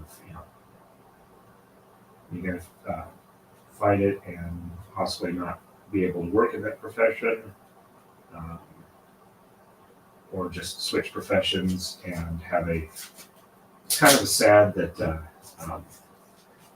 doing custodial work at a high school is a much better working environment than working as a line chef in the area we're in. Better pay, better hours, better working condition. Even if she does have to clean up after stuff that most people don't want to touch.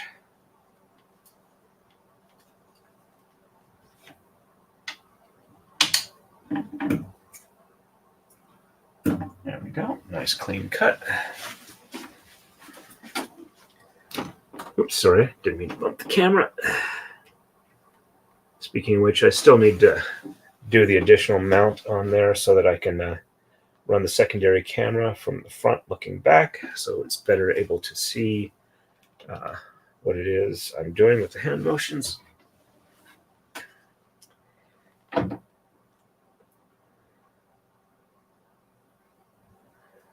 right. Let's tie this off. Doing much better on the tail length on these. 1 and 2 and 3. There we go. And for any new people that have joined since the last time we asked, if you like what you see, if you would please hit the like button. That helps let YouTube know that you're providing interesting content and they might want to show it to other people, which really does help the channel. I appreciate it if you can do that if you have not done so already.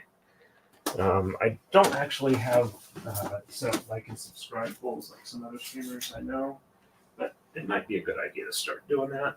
I'll have to think about it.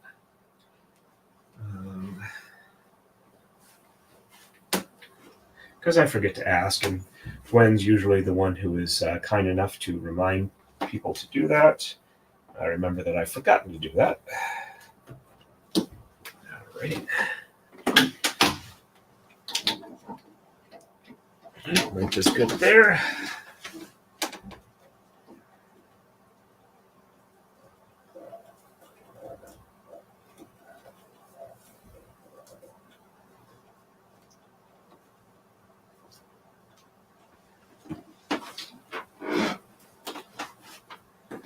Okay, good length there. I went to sleep listening to the last book in the, or not the last book, book 3 in the Black Fleet series. It was the Black Fleet trilogy, but there's like 6 other books past it in other trilogies. So under 1, over 2, under 3, over 4, under 5, over 6, under 7, over 8, under 9, over 10, under 11, over 12, and under 13. So yes, we are at 50. Oops, the flag is a little too far through. There we go. That's better. Let's take off the oldest one.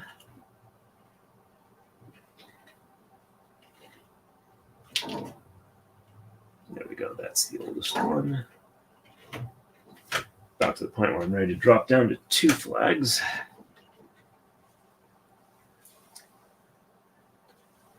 And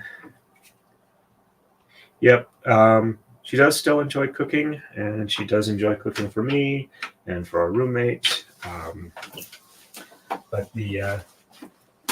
since her weight loss, she can't really cook that much for herself. So being able to cook for somebody who likes what she cooks is definitely something that makes her happy.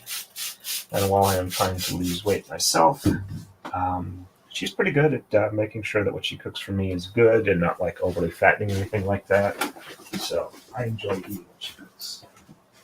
My problem is just making sure that I don't eat too much of it.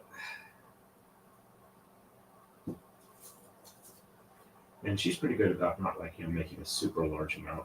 So, and I'm getting a lot better for not being in the mindset of if it's on my plate, I have to eat it right now. Leftovers are a thing. I like leftovers.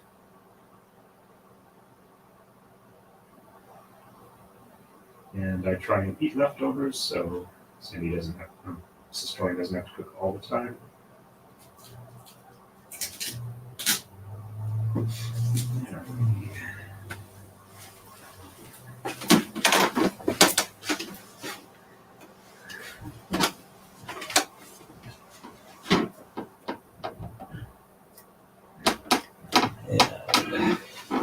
Oh, I don't know if I've mentioned it recently, but my lifetime watch hours for the channel is over 8,000 now. And considering I've only been streaming fairly dedicated for a year and a half, that's pretty good. I think I'm over 5,000 for the last year, which means I should still be able to maintain monetization. I don't know if they have like a minimum number of watch hours where they will drop you off of monetization. I'm assuming there is, even if you have a large number of subscribers. But I have to think about that.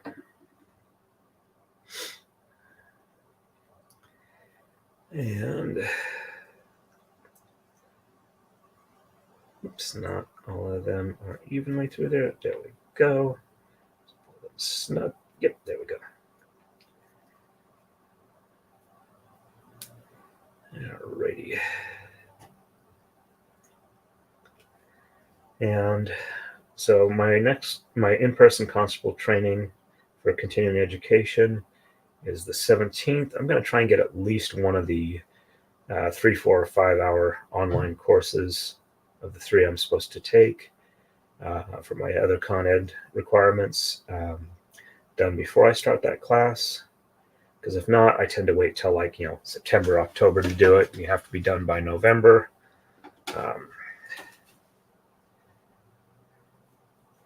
And the classes are interesting. They're sometimes useful, and they're sometimes interesting because it's interesting to see what our training agency wants us to have as our mindset as constables, which isn't necessarily what the actual law is. And I pay attention enough to lawyers I trust and other constables that I trust to have a good idea of what's actually within our legal requirements and what is just what our agency wants us to do so that we don't cause them troubles. And they're not actually in charge of us, as in we don't report to them. They're strictly our continuing education training agency. They don't actually get to decide what does and does not apply to us. But when other states call to find out about constables and our authority, they're the ones they tend to go to. So they can tend to, if we have to do things out of state, like for prisoner transports and the like, or LEOSA issues, which is theoretically what allows constables to carry in other states without having to get a reciprocity license or along those lines. As a personal thing, though, acting as constable, theoretically, we would also be covered under how law enforcement is supposed to be authorized to act in other states for like being able to pick up and transport prisoners that are wanted in our state. And it's kind of a mess. All right, so under 1, over 2, under 3, over 4, under 5, over 6, under 7, over 8, under 9, over 10, under 11, over 12, and under 13. All right, so we are at 52 out of 84. Got 32 left to do. That's 16 pairs of color. Actually, 15 plus one individual one. So, let's see. Yep, that is a lot of watch hours. Though, apparently, like about a year back, somebody let Nick know where you could find it on YouTube. And he apparently had over 100 million watch hours. I don't know if I will ever get to that level, but if I do, I will be ecstatically happy. All right, so we are doing blue next.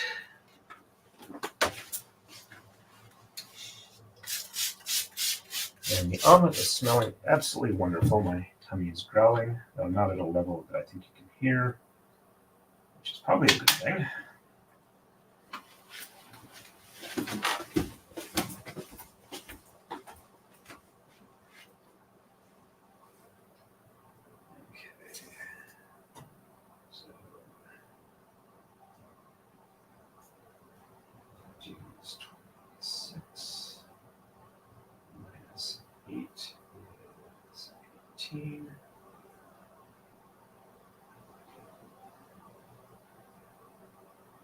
So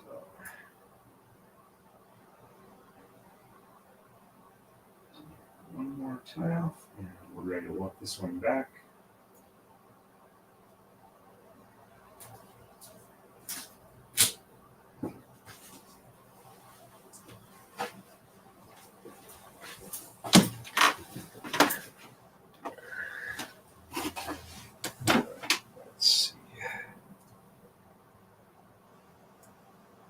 So if I have 15 left to go, 14, 1, 2, 3, 4, 5, 6, 7, 8, 9, 10. So I need 4 more flags to cut. So I will, when I have my lunch, I will go ahead and cut 4 more flags then. I don't need to do flags on the last 2 individual ones because they fold around the middle. That automatically self-centers them.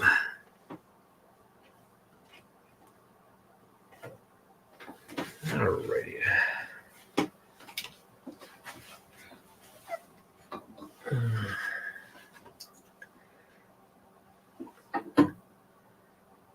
So, yep. Looks like 14 after this one. So I actually did pretty close on cutting enough flags. I thought I was going to be nowhere near close enough. This one looks like it's got a knot on the leader, which makes the hole a little small, but not overly small. I will definitely be able to tie off with it. I wonder if it was just kind of large enough that it was annoying, or if I accidentally did something with it. The leader string I use is 20-pound kite string, and I think I've linked it somewhere before on a setup stream, but I am entirely out of it, so I need to order another spool of it, so I'll need to do that relatively soon. Have to search my channel, see if I can find the link. There we go.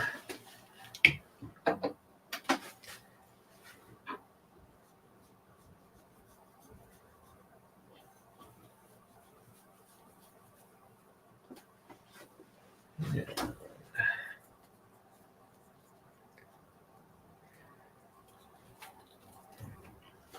So we are getting close to the 3/4 mark.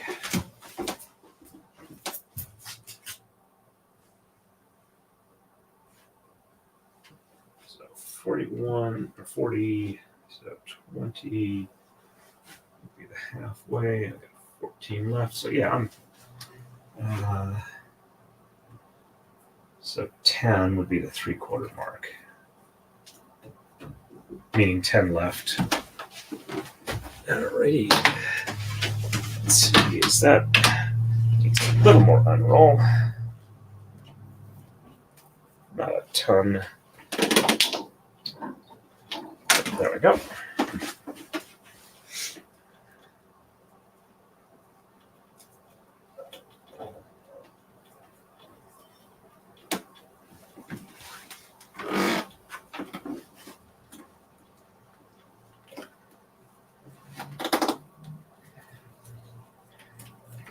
And just so you know, the intended recipient for this particular braid is actually me. And it's so I can kind of have an exemplar of my artistic skills for the medieval group I'm in. So over 2, under 3, over 4, under 5, over 6, under 7, over 8, under 9, over 10, under 11, over 12, under 13, and over 14. Thank you, dear. You're welcome. Roll that even.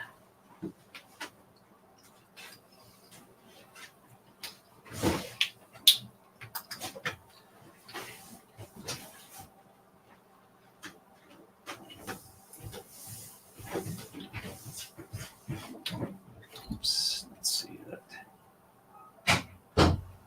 Go back a little bit. Now it's getting a little tougher to move the flags. So letting me know I need less of them. So let's go ahead and drop it to just 2 active flags. There we go. And I will take a pause now and have something to eat.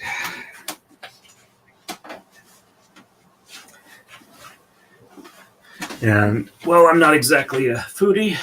There is the omelet. Looks like we have pepperoni in it and salsa on top and cheese, egg. I think it's a pretty decent one. I'm going to go ahead and do a quick mute, and I'll put on background music for you folks. If it's too loud, let me know.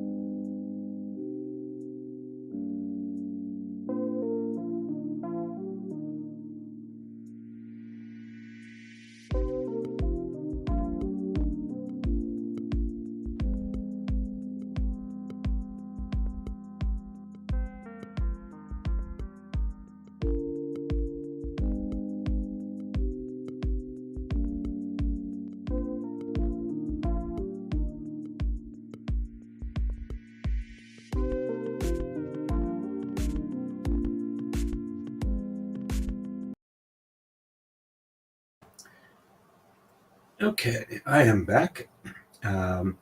Like bacon and sharp cheddar cheese in my omelets with drizzle of steak sauce over top. That actually sounds pretty good. The cheese in mine, I believe, was mozzarella. And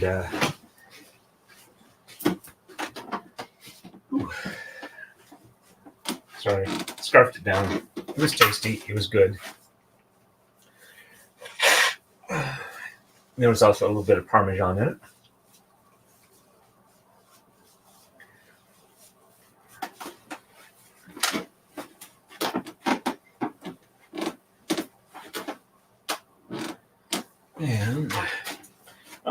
And one thing my wife pointed out to me is the brand of tissue boxes that we've got.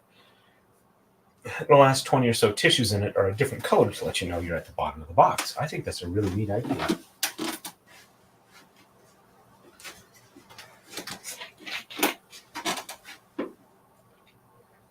Also, while I was eating, I was doing a quick look over Facebook, saw a quote attributed to Tyrion Lannister.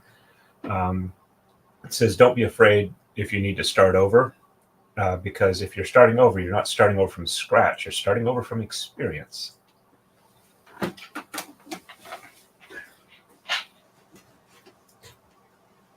All right. So we did blue last time, so we're ready for yellow again.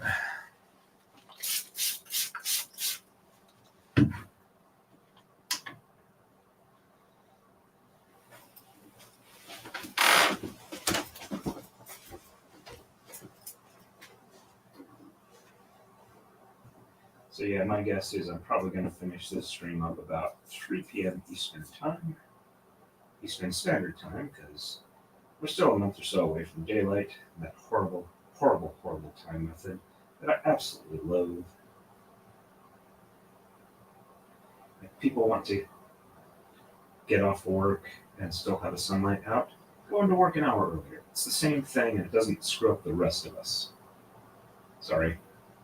I have an extreme loathing for daylight savings time. Or daylight saving time, or whatever the frick they want to call it, that stupid vile piece of... Yeah, I'm not happy with it. I will refrain from being overly sweary, even though we are past the 2-hour point, and we are in spicy time. I'll tell you a bit more on that one, no worries though.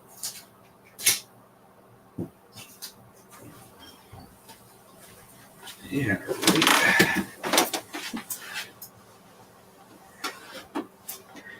And whoops.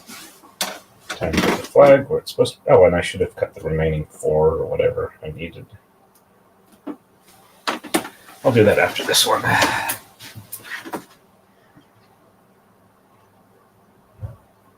right.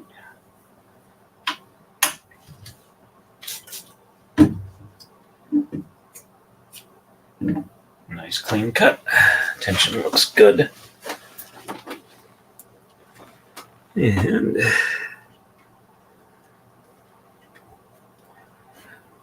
so it looks like this is probably about a 7-hour setup roughly, not counting the time to cut off the old thread off the leaders. That's probably should be more properly attributed to the cleanup from the last braid. I'll actually check the time and base it off of when I finished cutting off the old thread and started in on the new leaders, because that's usually what I consider my starting point, is tying off onto the new leaders. There's one, and 2. I think after this one, after I get this set up, I might take a nap. I'm feeling fairly sleepy. But I will say the headache has not been getting any worse. Hasn't completely gone away, but it's relatively low level. I'd rate it maybe a 1 or 2 on the pain scale of 1 to 10. Though last week, I had a 9.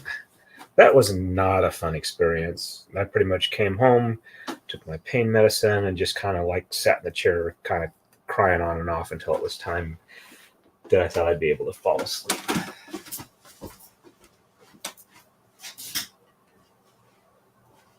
Yes, I know that Nick says you're not supposed to cry in front of anybody as a man.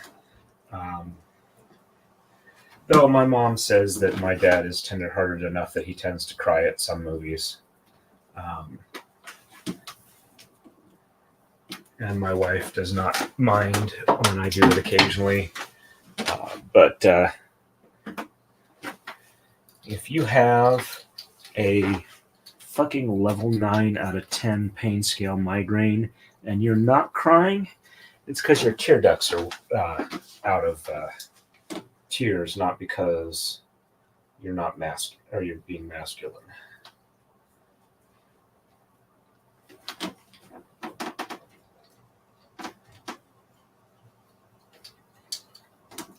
But no, I was not functional once I got home. It was continuing to get worse as I was driving home, and I was at the point where it's like, I'm not sure I can make it the rest of the way home. Fortunately, I did get there, but it's one of the ones where, like, when the pain starts kicking up, you're like ducking your head trying to avoid the pain spikes. Fortunately, I only get those extremely rarely. I think I've had like 3 in the last 15 years. So not something I get normally. So under 1, over 2, under 3, over 4, under 5, over 6, under 7, over 8, under 9, over 10, under 11, over 12, under 13, and over 14. And pull that even. And let's pull off the excess flags. So we're down to 2 flags, which is probably not that good of an amusement park. Alrighty. And about time to squeeze this up a little bit more. Okay, and there's enough tension here to keep the coma from splitting apart. Twist some of these. Let me catch up the chat. Yep, definitely a good quote. Yeah, if I couldn't make it home, what I would do is I would pull over and I'd call my wife. She understands about my migraines and is more than willing to put up with it. Looks like we lost a few people while I was eating my lunch. Nope, we're up to 5 again. Alrighty. And we're doing blue next.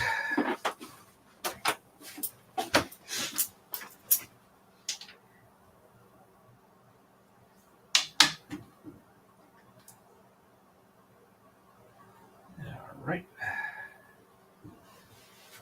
Double check.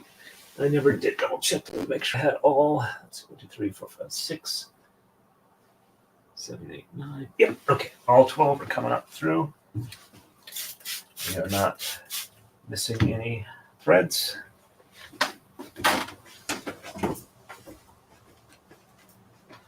And since it's a longer stream, I'm kind of running out of things to talk about, which is fine.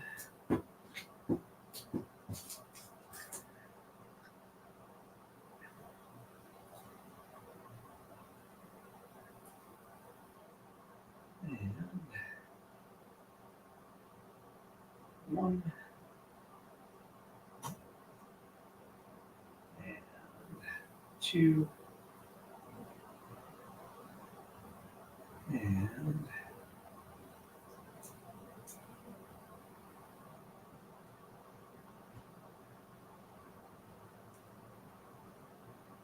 make sure they're all through on number 3. There we go.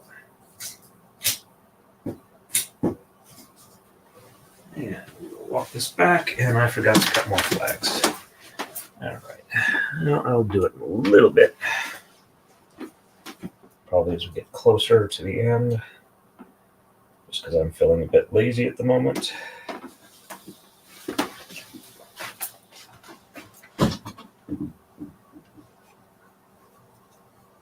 right.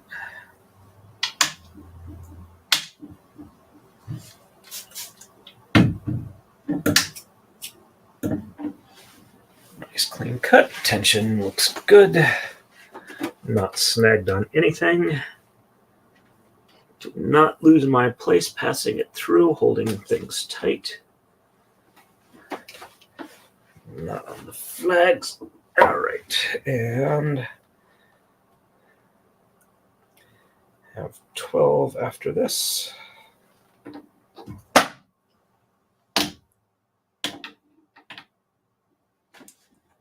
But I threw one on the floor. Alrighty. And 1,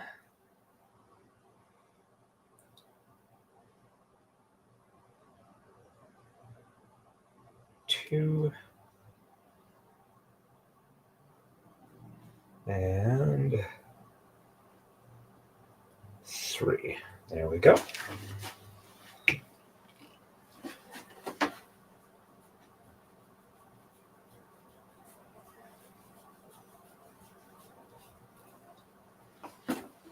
And we are looking good tension-wise.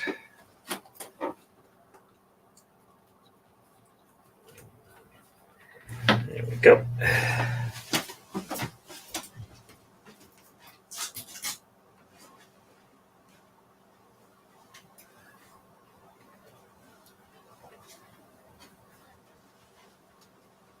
And looks good lengthwise on this end. Let's see how we're doing. Yep, that's fine for length.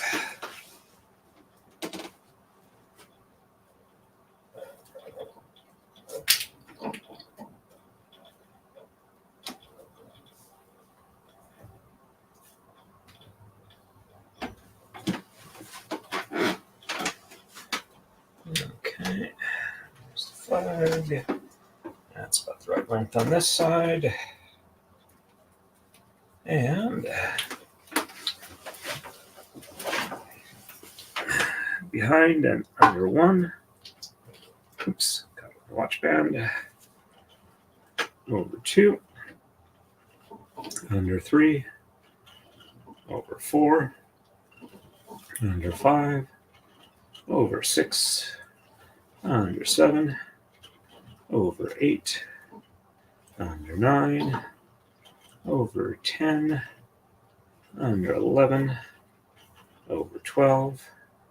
Under 13. Over 14. And under 15. One more, and we will be at 60, which will leave us 24 left to go, or 11. Double-ended sets, and yellow is next.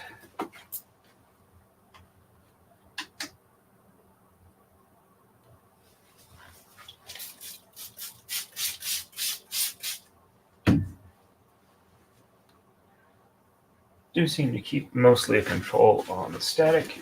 The misting level I'm doing.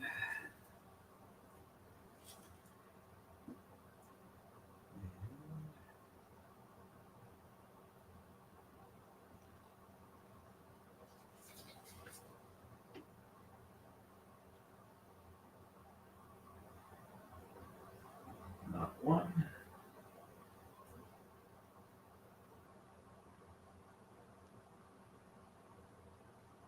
Not 2.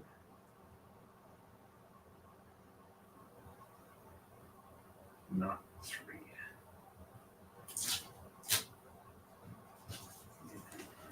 Walking it back.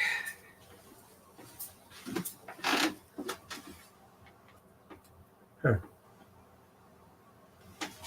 Actually, it looks like I missed a couple in my count. Have to double check. Because I have a couple that I don't think I counted when I did my last check for how many I needed on the flags.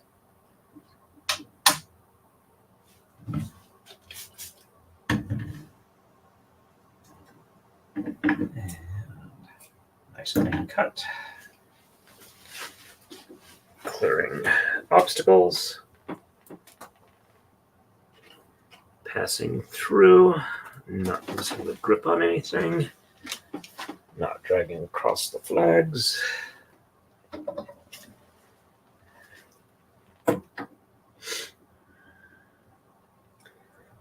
Looks like I missed removing a bit of green. There we go, from the last one there.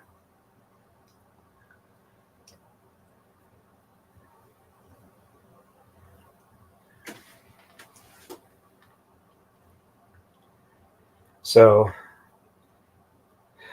I think after this one, I will go ahead and do Kurt's braid, and then do the Makiko pattern one after that. I'm going to be ordering the colors for Kurt and the Kiko braid, Kiko Gumi, at the same time. I'm not feeling as much time pressure as trying to get Larry's braid done on time, so I'm happy to take my leisurely in between. And then after that, after Kurt's braid and the Kiko, I'm going to be doing one for Hayden, Aussie Overload. Oops, looks like I had one thread that was twisted around itself, so the tensioning was off. Let me go ahead and pull this out tension-wise before I do anything else. Let's see. This is one I will probably wind up fixing later, but I want to get the tension fixed before I roll this up. All right, so it's not too far off. It's only like about an extra ½ inch on the one there, but it's rolled up now. So it may not even be an issue until the very end. And since there's no time pressure, I can get absolutely everything I need out of this one. No wasted thread. Sort of the unevenness between roll-ups, if I missed anything. All right, looks good for the length there. I'm definitely feeling much better after having had my lunch snack.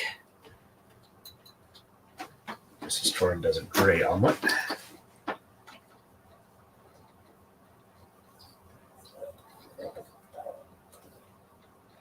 Also, she definitely hit the elliptical today. I did not hit it yesterday, even though I meant to.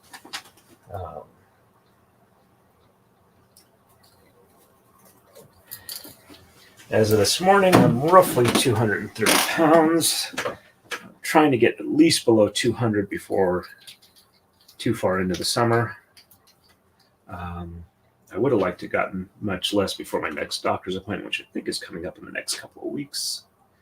All right, so behind and under 1, over 2. Looks like a couple of these need a bit more unroll.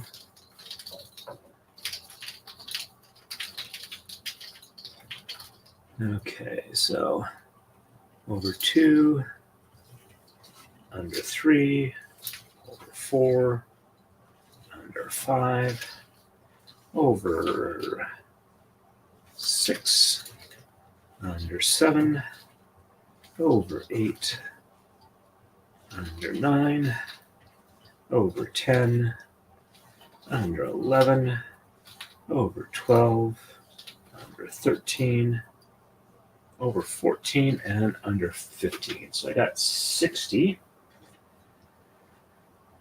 So 22 left to go, of which, there we go. So that's 11, 82, 60, 82. So 22, 11, 2, 4, 6, 8, 10, 11. Okay, that looks right there.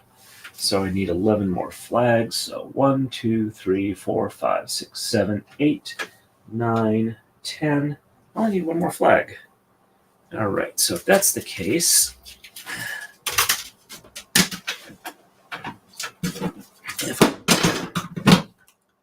okay, I did not kill the string. That's a good thing. All right, so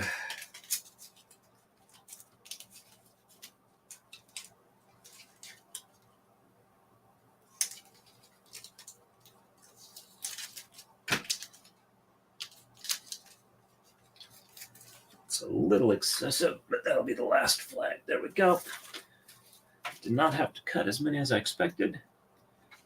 All right, let me catch up on, oops, let's see. Looks like I scrolled up. Okay, all right, so no new chats. Do a quick check over on Rumble. Got 2 people watching there. No chats to reply to. All righty. So I have about 3 hours and 11 sets left to go. So I am running slower than I am slowing down, not speeding up, which is annoying, but hey, it is what it is. And I just did a yellow one.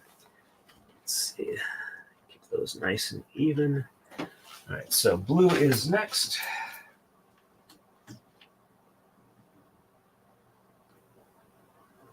So I've got 6 more blue and 5 more. That attention on the end here. What is that? There we go. All right. We just roll back.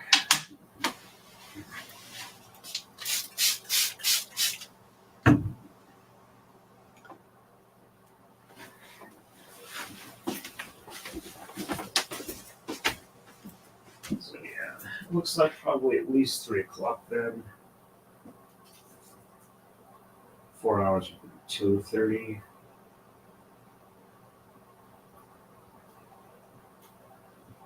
Of course, I did also eat a lunch, which does cut back and cut in my time. 1.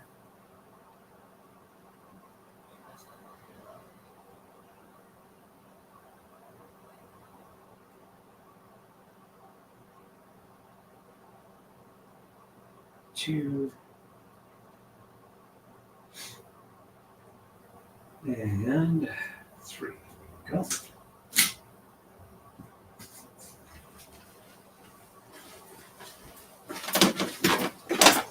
And what the heck, I'll do the big one now. That way, if there's a problem, I can deal with it at the moment. And not have to worry about it at the end. All right. Tension looks good.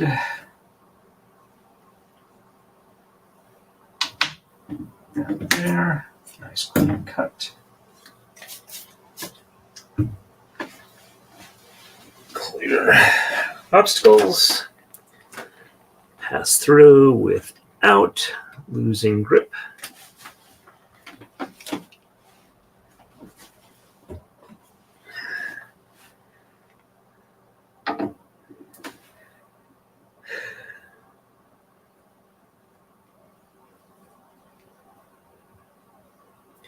I did catch a little of Ian's birthday stream with the Supreme Court thing. Didn't watch all of it.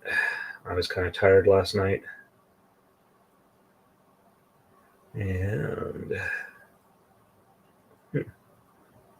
not all the threads are, yeah, Not all of them are through there. Let's try this again.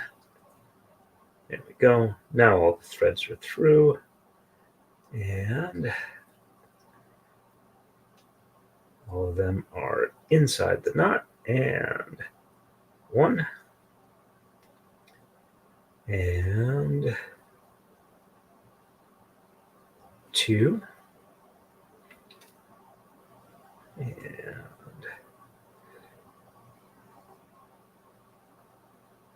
3. There we go.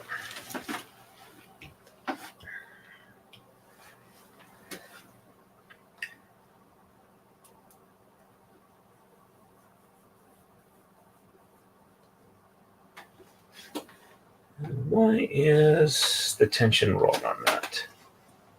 Did I loop one of the wrong ones around? Yep. Was just not wrapped around the D-ring properly. So I'm going to unroll this a little bit, just in case there was something wrong with that. Tension does look a little weird, but not majorly weird.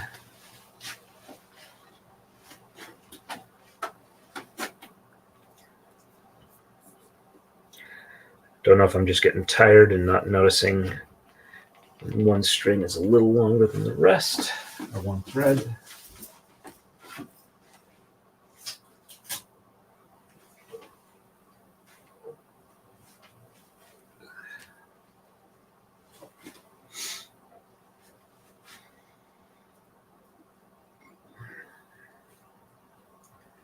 And that looks like about the right length.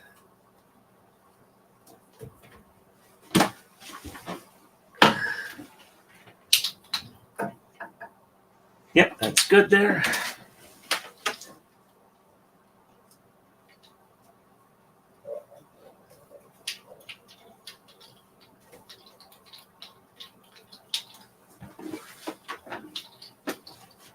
And that's a good length there.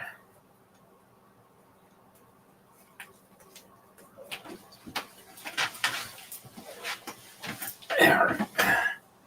So under 1, over 2, under 3, over 4, under 5, over 6, under 7, over 8, under 9, over 10, under 11, over 12, under 13, over 14, under 15, and over 16. All right, let's pull this one up to where it should be and take this flag off. Catch up on chat real quick here. I think I missed some parts of Ian's stream. We'll be replaying some point tonight. Yep. It seemed to be a pretty good one. He was pretty good at going over how the case went. The fact that he had good facts in his case, and while the other lawyer was pretty decent, he was required to argue positions that did not help his case. All right, yellow is next. And I did realize that this one actually should be with the rest of them over here. 2 partials. Slide these down a bit to where easier to reach. Let's see if I can let go of these without anything falling down the stairs. All right. That was successful.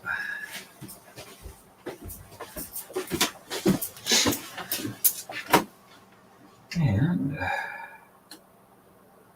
yellow.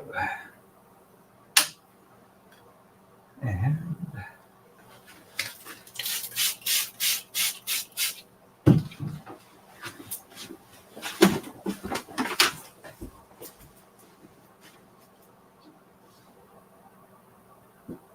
Definitely getting tired.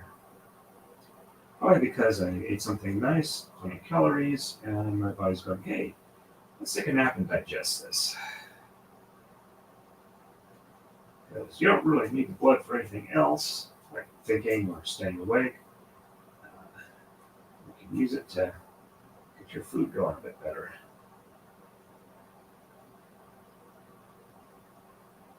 And knock 3.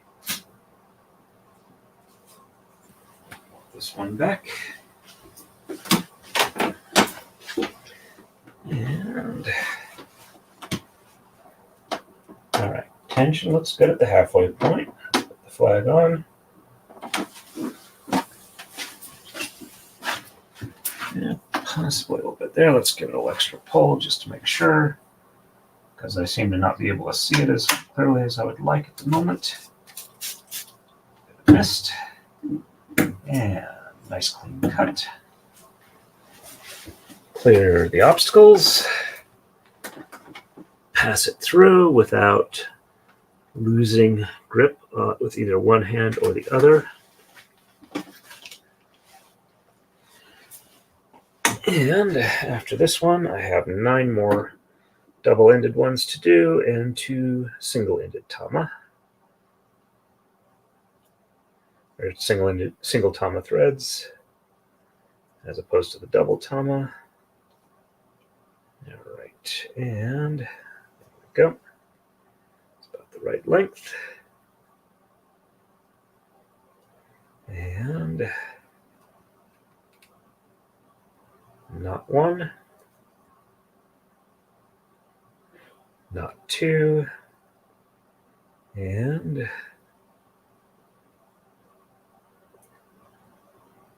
not 3. All right, so we are at just after 3 hours, and I have 9 left to go. Not actually doing too bad. Pretty close to what I was hoping to get. Make sure tension's good.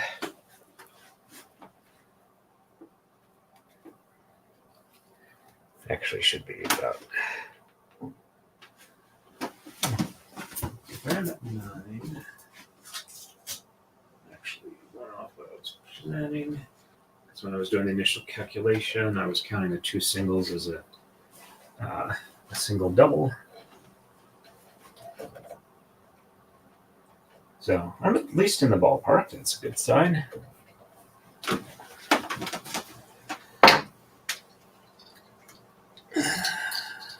And that's not too bad there. Let's go ahead and re-roll this one a little bit.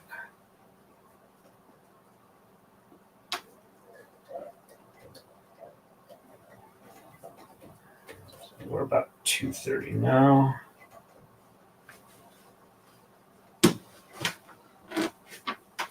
Okay, that should be enough there. Tension actually looks good on this one, so that's nice. And behind and under 1, and over 2, under 3, over 4, under 5, over 6, under 7, over 8, under 9, over 10, under 11, over 12, under 13, over 14, and under 15, over 16. There we go. And I'm probably about ready to drop down to 1 flag.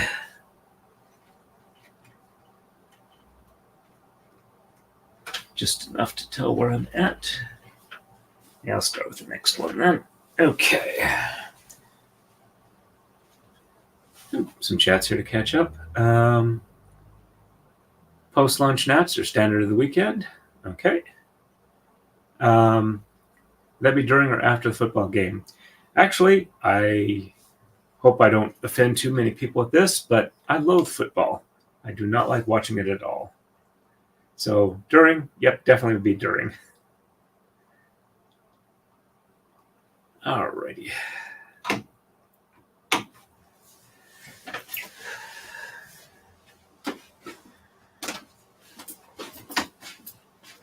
And blue is next.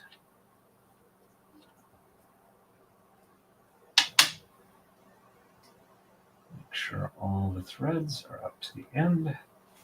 There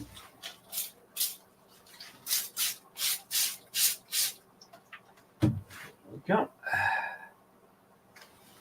And we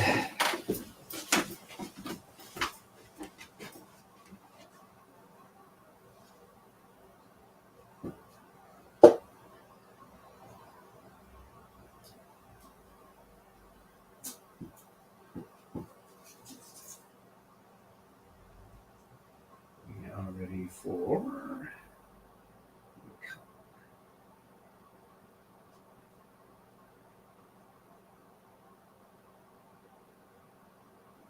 one. Looks good. And not two. And not three. Kind of felt like I pulled one thread weird on that, but looks good. And since it's the first knot, I can walk everything back and not have any issues. As long as I hold the tension well enough.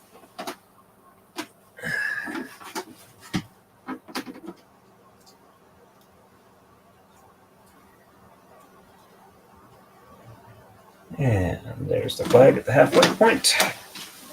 Let's keep walking it back.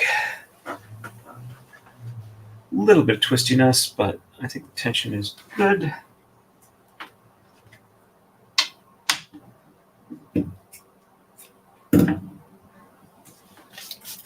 Not a whole lot of static separation, so that's good. Oops. And pass through okay.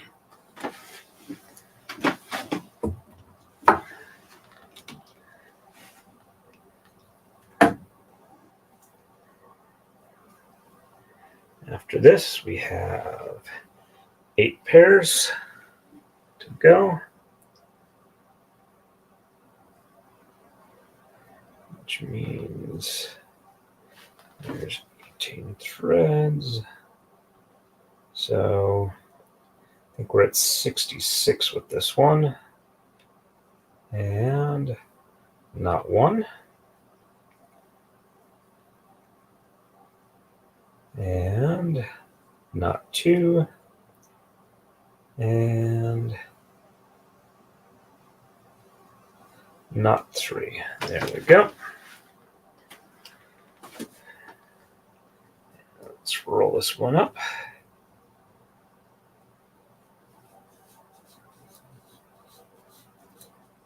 There we go. Tension looks good.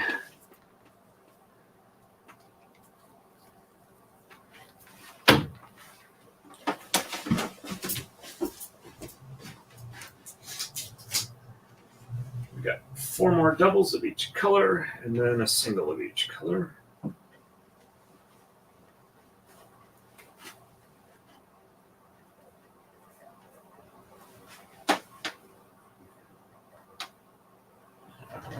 All right, that's a good length there.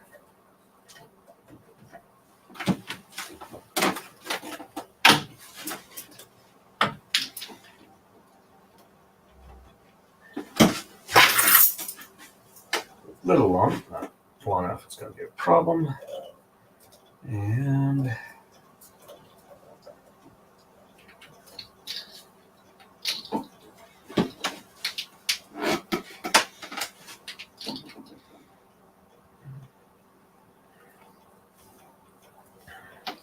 there we go. Good length on both ends. And behind and under one. Whoops. Over 2. Under 3. over 4. Oops. Let's make sure I actually get complete separation. Okay, so over 4, under 5, over 6, under 7, over 8, under 9, over 10, under 11, over 12, under 13, over 14, under 15, over 16, and under 17. And let's pull that even where that should be. Looks like a little bit of tensioning issue, but not enough to really make a difference. And it'll probably go away once I pull off the flag.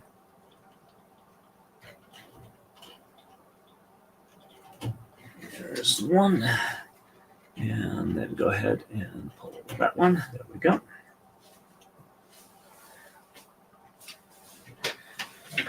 And yellow is next.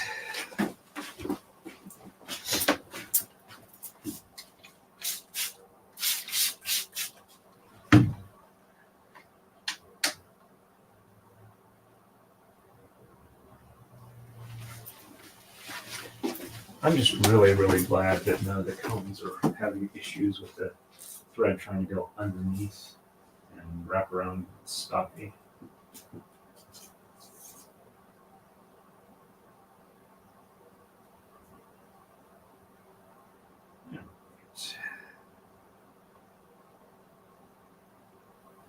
And 1,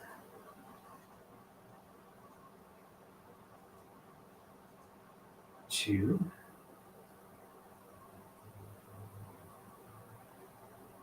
3. There we go. And it was a little twisty, but not too bad. I think I got the tension pulled out nice and even. And got the flag on. And this will be definitely some twistiness and some tensioning that needs to be done. Past the flag. Looks good on the other side of the flag. Let's go ahead and see. I don't know if you can see it, but there's a bunch of extra yellow thread on one of these. Let's go ahead and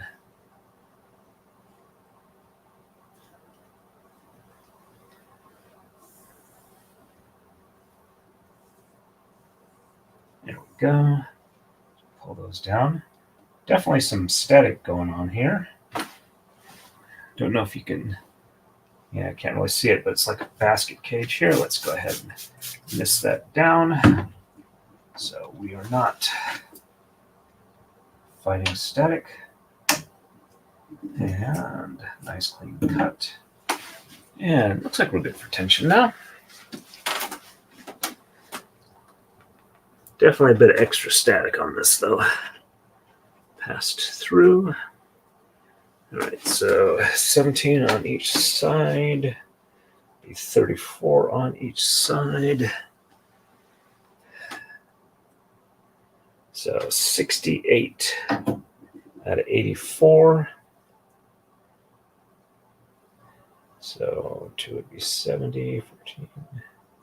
So I got 16 left to go.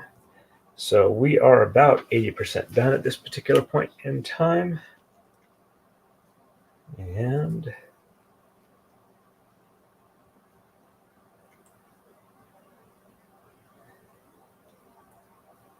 oops. Had 2 that were not clearly where they were supposed to be. And it fell off while I was trying to make sure they were. All right, there we go. Now those are all through the way they're supposed to be. And there we go. 1. And 2. And 3. I didn't mess up the tension on that. There we go.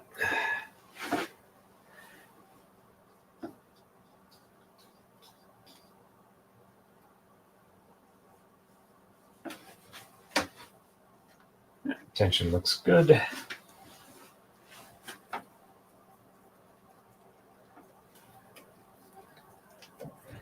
All right, so 7 pairs after this one. So we should be less than an hour away from being done at this point by just a little bit.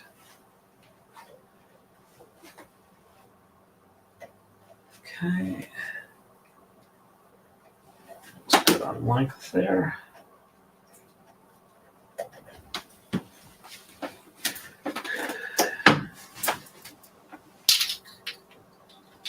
And yep, that's good for length. About the same as the others. And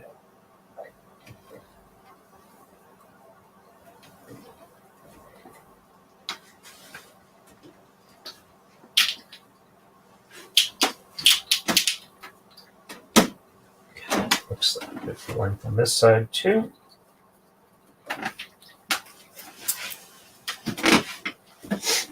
And behind and under 1, over 2, under 3, over 4, under 5, over 6, under 7, over 8, under 9, over 10, under 11, over 12, under 13, over 14, under 15, over 16, and under 17. All right, that's about where that should be. And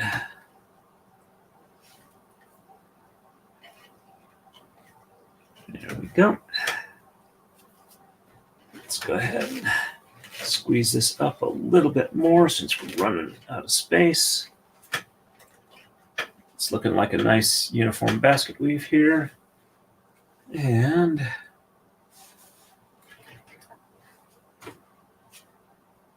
thank you, Glenn. Quick check over on Rumble. We got 2 people still watching over there, no actual chats. All right.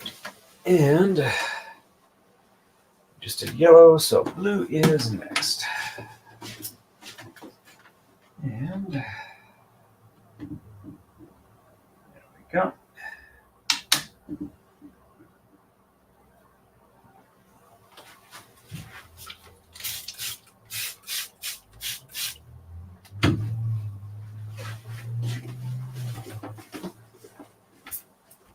Walking it back. Walking it back. Walking. Oh, that reminds me. Something that annoys me somewhat. I will wait after I get this tied off real quick. There's 1. And 2. And 3.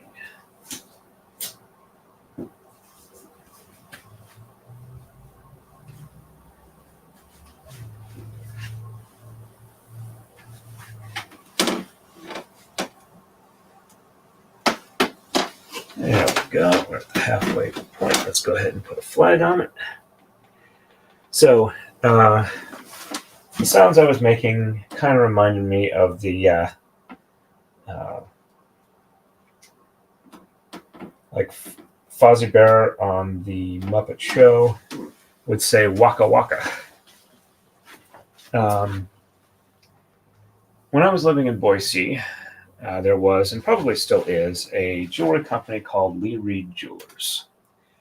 And they had radio commercials where they would talk about how their store sold only genuine Waka Waka diamonds. And you could only get Waka Waka diamonds from their store. And if you wanted genuine Waka Waka diamonds, blah, blah, blah. Well, there is no such standard or type of diamond called a Waka Waka diamond. As a matter of fact, I don't know, but I'd be surprised if the Muppet Show or Jim Henson or somebody, if they'd been alerted to it, didn't file some sort of cease and desist. I'm not sure Waka Waka would be sufficient, but the only other place I'd ever really heard the term Waka Waka was on the Muppet Show. But it drove me buggy that they were saying they were genuine, certified Waka Waka diamonds. And you could, you wanted to make sure you got the certified Waka Waka diamonds. It was strictly their own marketing term, and there was no diamond organization, no De Beers standard or anything like that of what a Waka Waka diamond was, and it just drove me buggy. It was really annoying.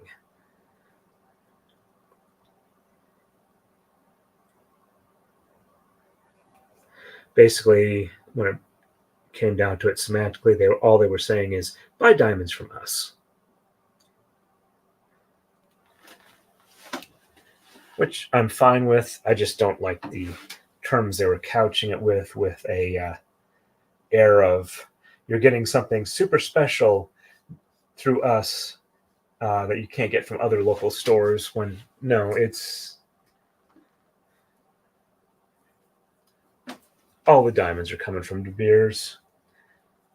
And if you get it graded the same for each store or whatever, it's the same type of diamond, same cut, clarity, quality, and carat.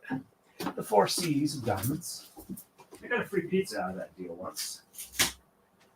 The Papa Murphy's chain in Larkspur, California, would have like a trivia question, and if you answered like a couple in a row or something like that, you would get either a free pizza or discount or something like that. It was kind of a walk-in quiz thing.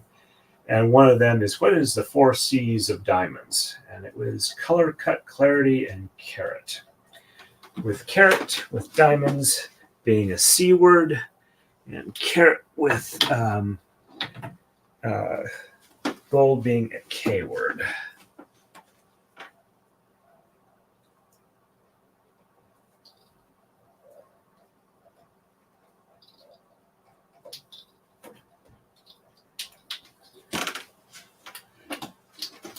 And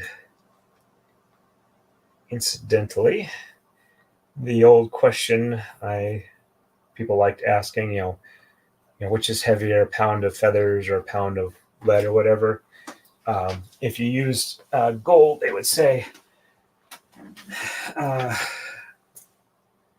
pound of feathers would be heavier because there's 16 ounces to a pound of feathers, and there's like 12 ounces to a pound of gold because it's a troy weight, except for the fact that troy ounces are heavier than whatever the proper term is for standard English weights and measures, 16 ounces to the pound, to the point where a troy pound is actually heavier than a standard pound. Even though it has fewer ounces in it, the ounces are sufficiently heavier, if I remember right. I have to take a look at that conversion thing, make sure I'm actually correct, but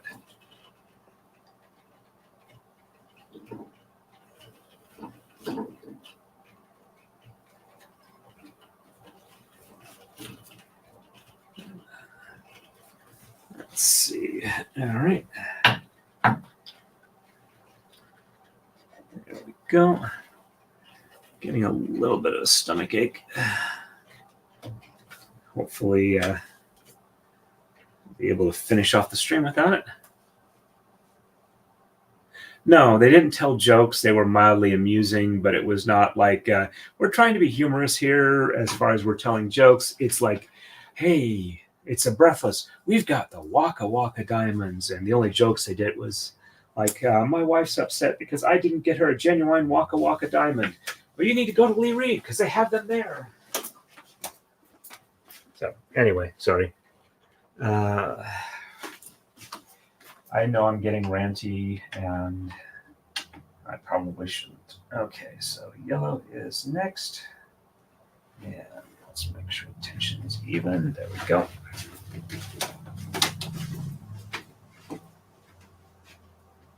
And after this, we've got 5 more to go. We are definitely getting close.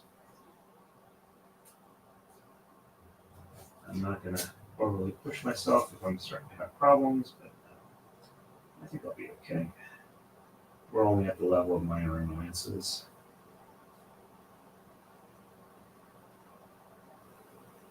Now we're also close enough that if I do have to stop before I'm finished setup, the next stream, it's only going to be a couple of things to go, and then I'll actually be able to jump right into braiding.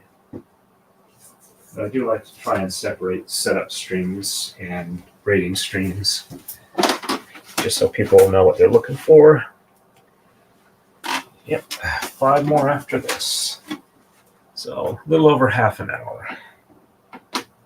And then we'll be to the individual ones, which shouldn't take all that long. And I'll probably do a couple of braiding moves just to make sure that the individual ones are worked in and they don't sit off by themselves and distort the weave until they're woven in or braided in. It looks like a weave. It's just the warp and the weft do trade places.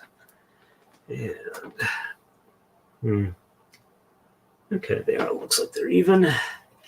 Just static issues. And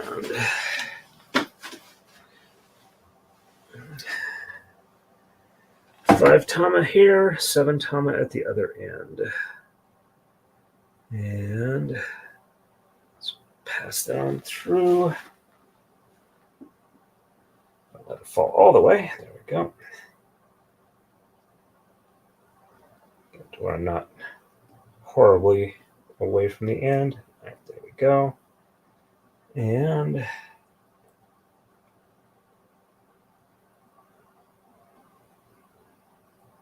one. There we go. Looks good.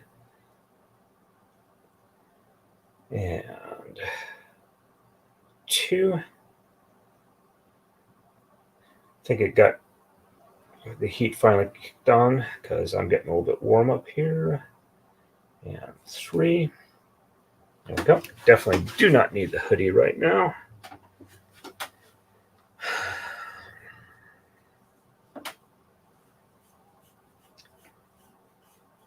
And tension looks good.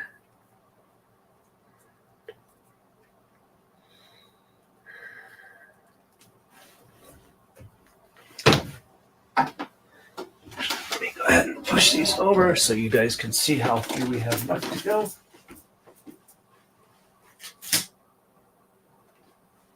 And rolling up this end. All right, it looks like it's about the right length to stop here. And oops. There we go. Snags a little bit of the lower level. All right, length looks good there.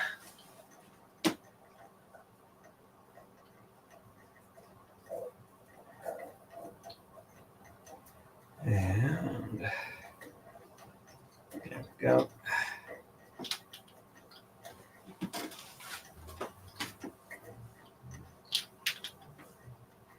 Length looks good here too.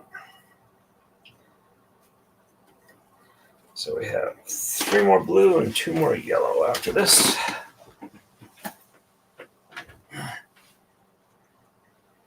Yep. And behind and under 1. And over 2. Under 3. Over 4. Under 5. Over 6. Under 7. Over 8. Under 9. Over 10.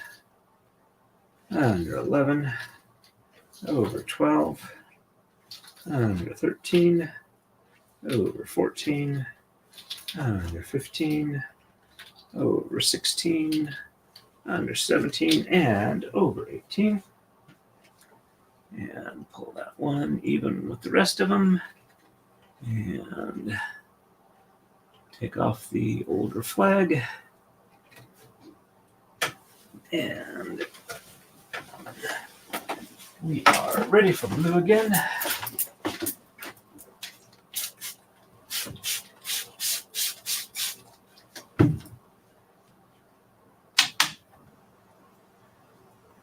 Probably soaking way too much on the ends here, but I don't want to have to fight any static issues.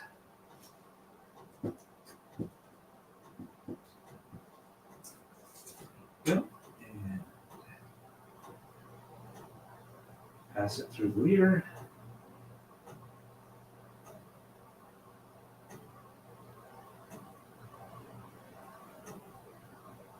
Not one.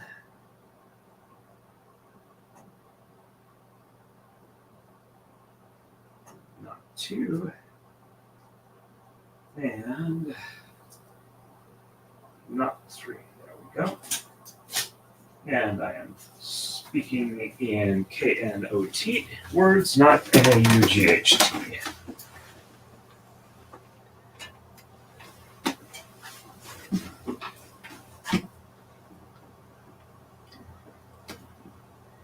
And halfway point flag is on.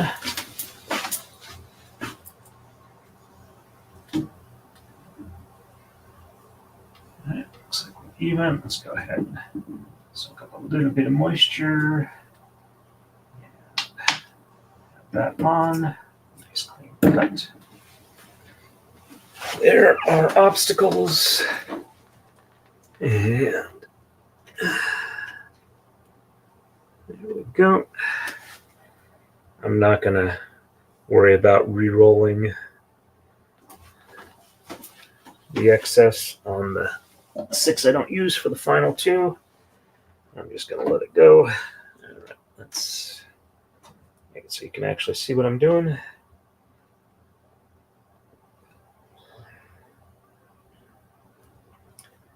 And oops, looks like I pulled that off a little bit. Let's retension just to be on the safe side.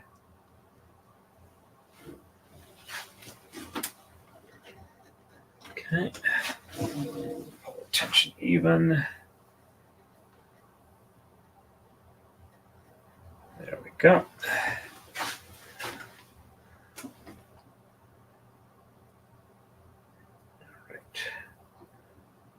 Don't lose grip on at least one side or the other.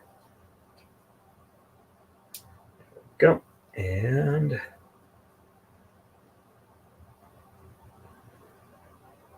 one. And two. And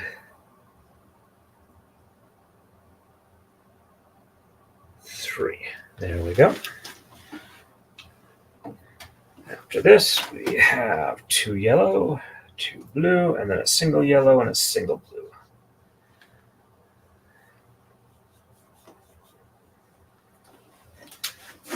And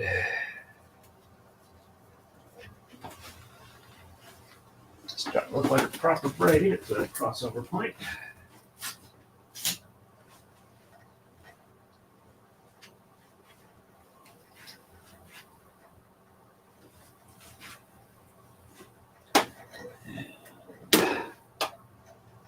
Looks like we're good for length here.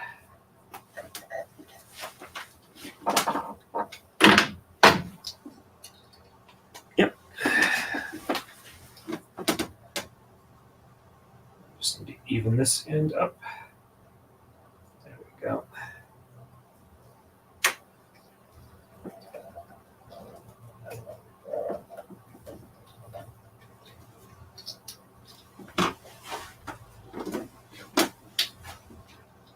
Okay. And length looks good here.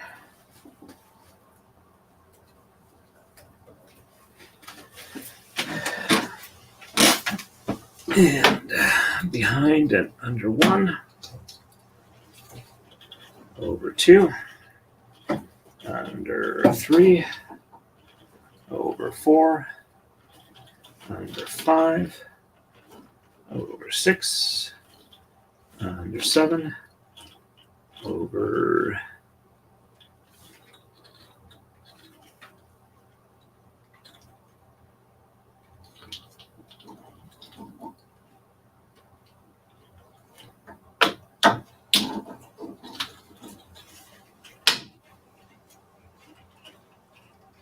8, under 9,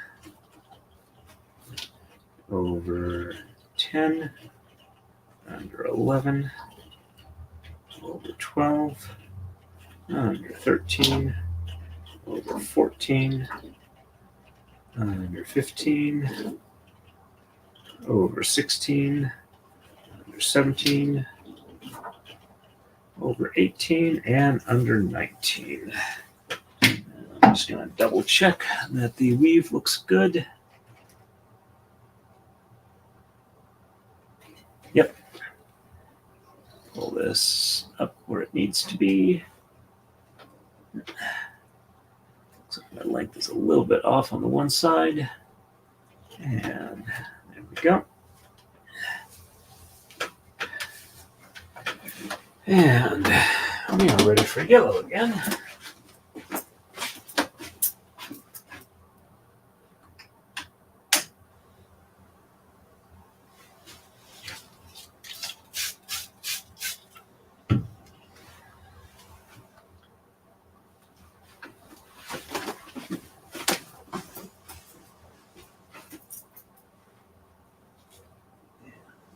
This is our second to last double yellow. We are indeed getting close.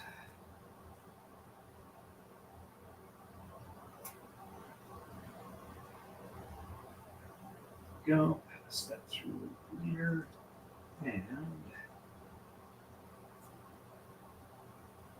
not one. Crud. I did not get that one all through. So let's see. All right.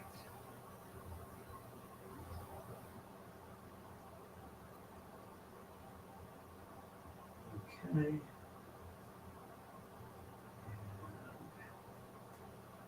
And 2. All right. Did get them up through that time.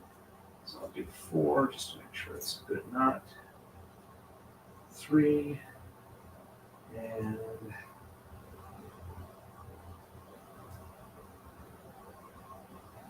4. Go. Walk it back. Make sure our tension is good and even.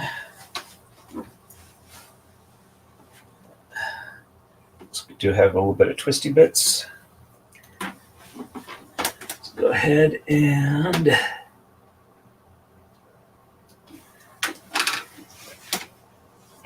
tension is pulled and good to the halfway point. Let's put the flag on here and keep pulling it back. Make sure that we get everything pulled and even on the tension.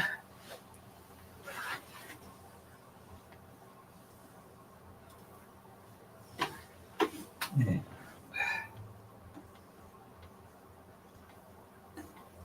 there we go.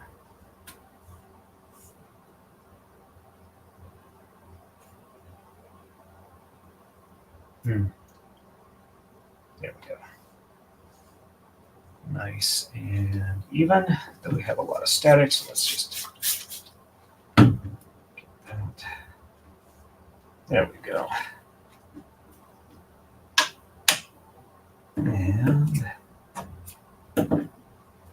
just to make sure, let's get a little extra moisture. Tension looks good. Pass that on through.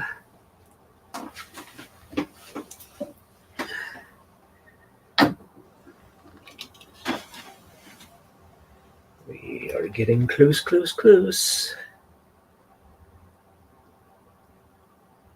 And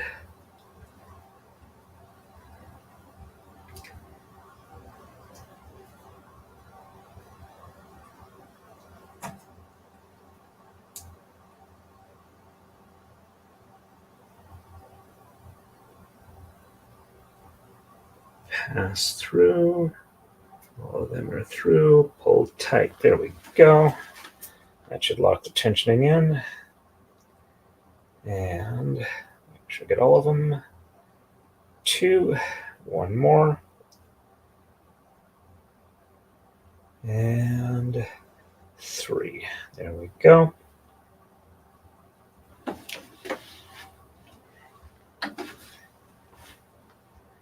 And we're going to roll this one up. Let's see. Tension looks good.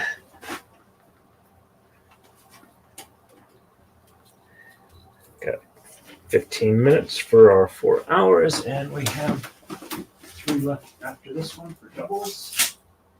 So probably take a little bit longer than that, but we might actually be able to keep it down to about maybe 4 hours and 15 minutes total. All right, length looks good for there. And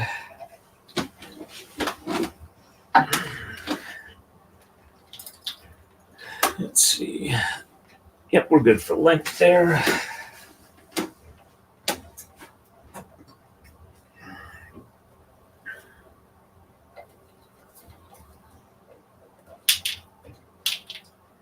And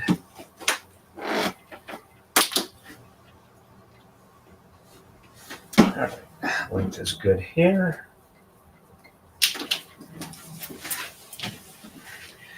And behind and under number 1, over 2, under 3.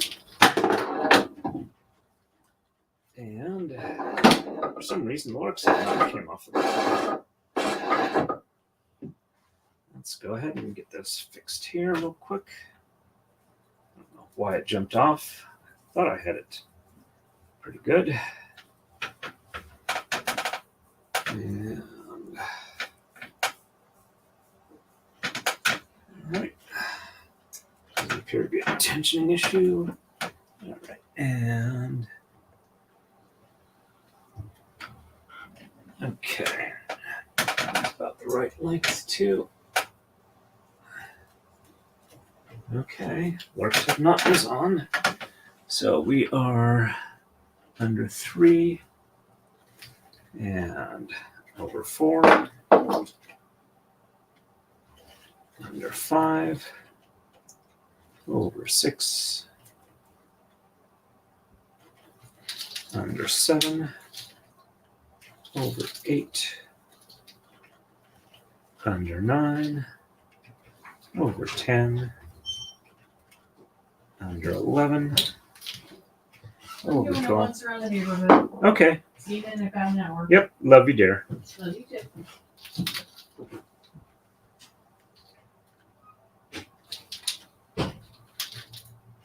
And so probably a little bit long on this one, but yep, we look good here. Actually, no, that's about the right length there. And pull that even. Let's snug that up. Tear that one off. And we're ready to do our second to last double blue.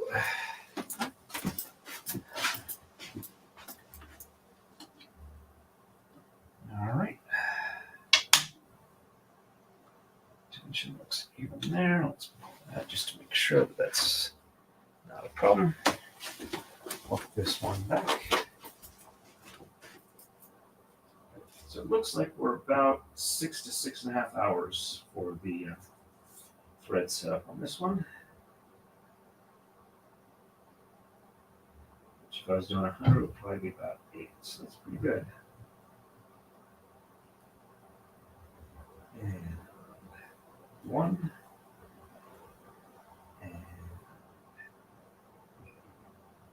2, and 3. There we go.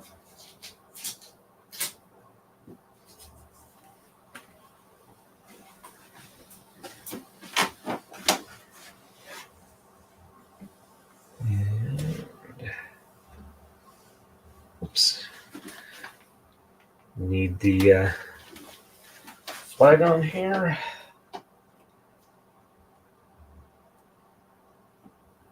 There we go. And only one more double each side now. Let's make sure the magnet's a little better. There we go. And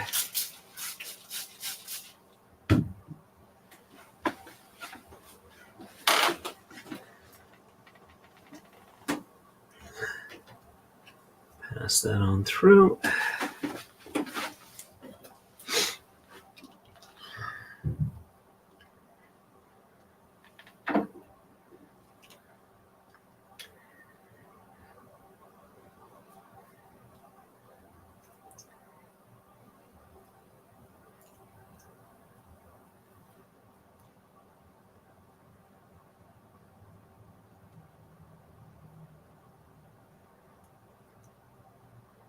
And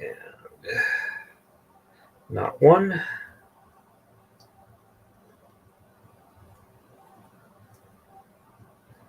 And not 2. And not 3. There we go.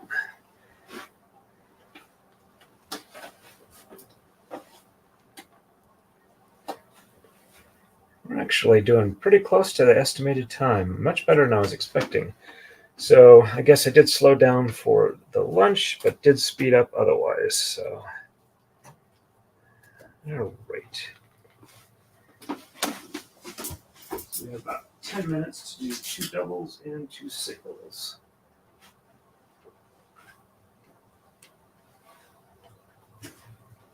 Okay. Oops, almost dropped it there. Glad I didn't. Alrighty. How'd I do for length? Acceptable. And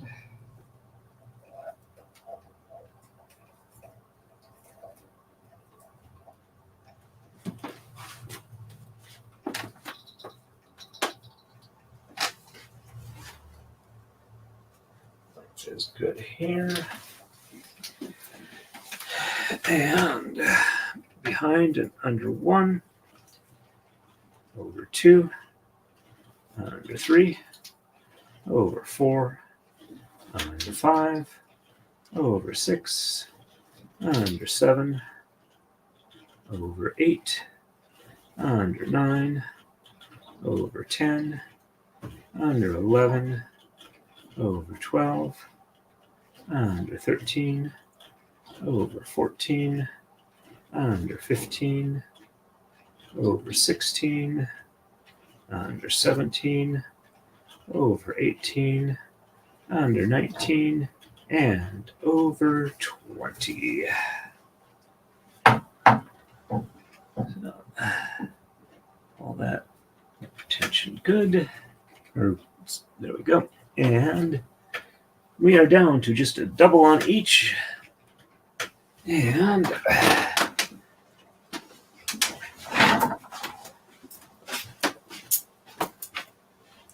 so a yellow. All right, here is the yellow. Get these started out, tension even. There we go.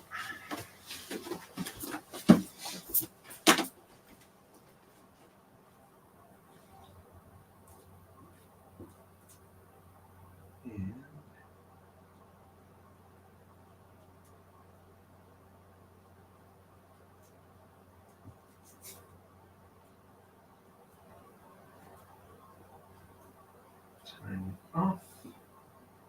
Threads are through. That's good.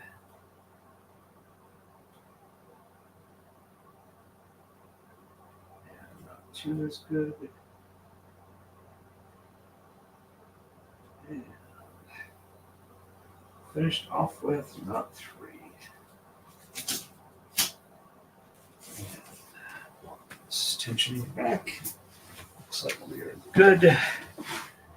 And second to last flag. Last yellow flag, or flag on the yellow. And let's keep walking this back here. And there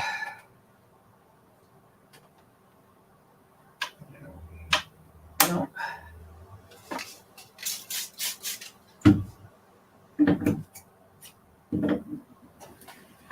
Nice cut. Tension looks even.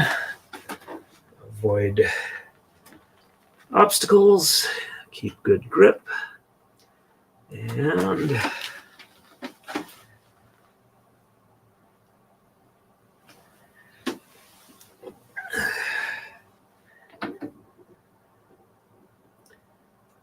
tie this off, and it will be the last of our double tama. I can take all the flags off at this point for the yellows once I get this in place. And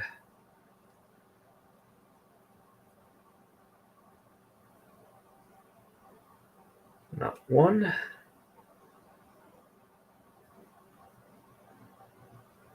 And knot 2.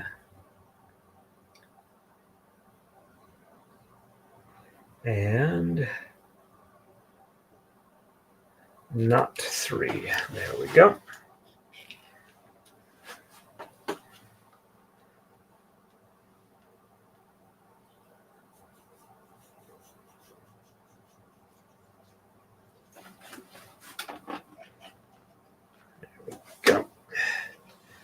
We are almost there. So close I can taste it. Tastes like omelet and garlic.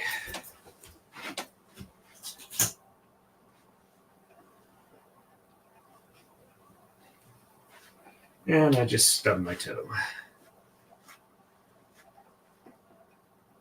All right, it's good on length there.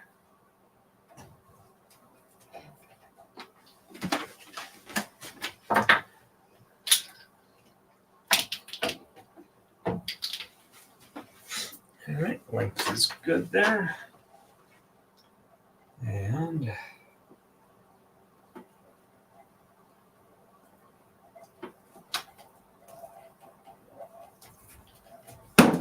oops.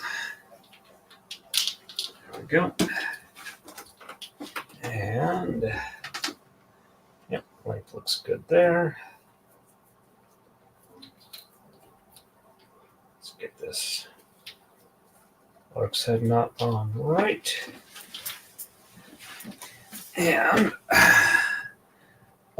under or behind it under 1, over 2,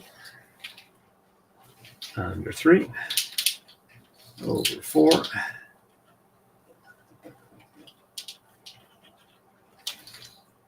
under 5, over 6, under 7, over 8, under 9, over 10, under 11, over 12, under 13, over 14, under 15, over 16, under 17, over 18, under 19, and over 20. All right, and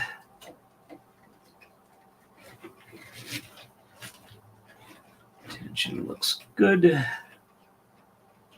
And there goes all the flags on top. We are ready for our last double tama blue. And my back needs a break, but I think I got enough in me to finish this one off. And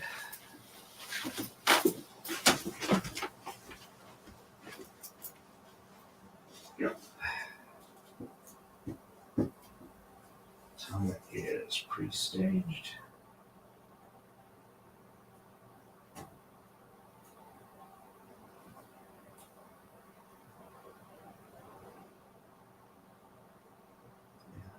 One is good. Not two is good. And three is good.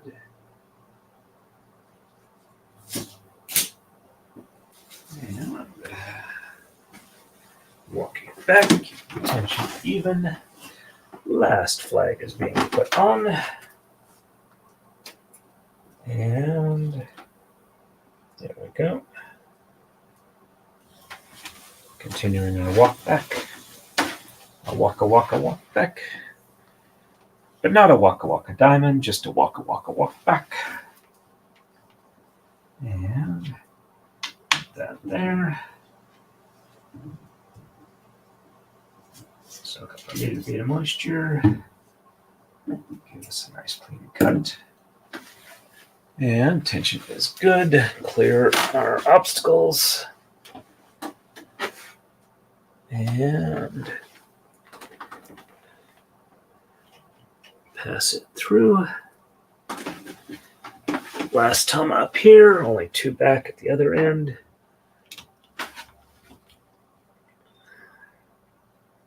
This will be the last on-camera tie-off because I have to tie the other one off at the other end. Other one's off at the other end.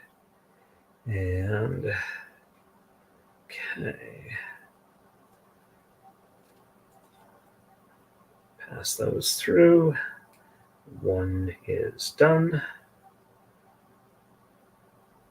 Two is good. And no, three is good.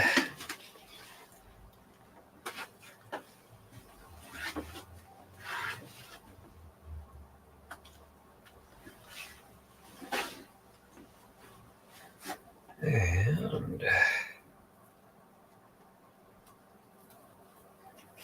we go.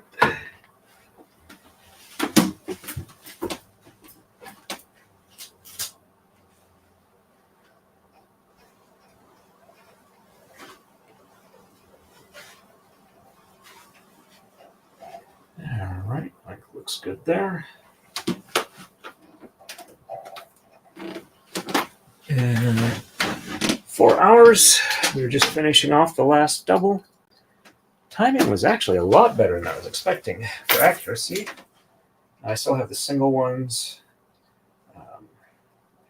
but that would theoretically only be one off from my original timing calculation.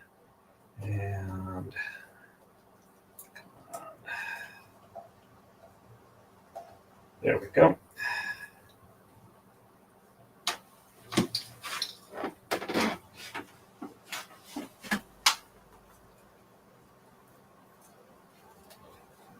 And one last weave through, because the single ones don't actually get woven through at this stage. I have to do an actual weave thing or braid cycle. Okay, under one, over two, under three, over four, under five, over six, under seven, over 8, under 9, over 10, under 11, over 12, under 13, over 14, under 15, over 16, under 17, over 18, under 19, over 20, and under 21. All right, and all that even there. Let's get rid of these flags.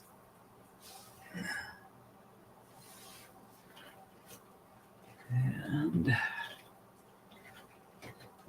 alrighty. So I got a yellow and a blue single. So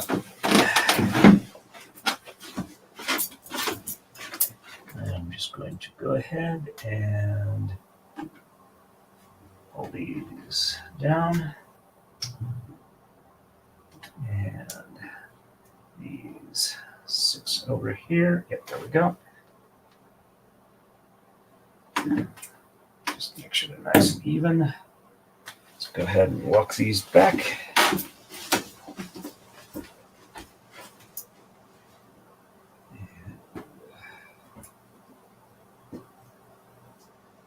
Oops.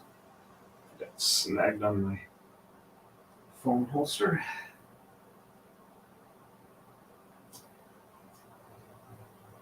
I'm going to tie one knot here just because tie the rest of them together. All right. So there is one. And I'm just going to walk this one back, make sure the tension is even. And alrighty. Going to make this a little bit longer because I don't want it to be too short. And just cut it there and knock that down. And we're going to pass this one through here. And a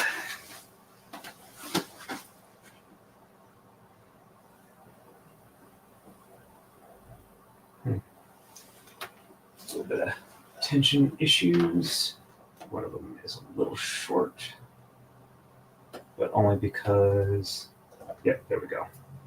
It was a little uneven on the other side. All right, and pull that staging off there. And pass this through the leader here.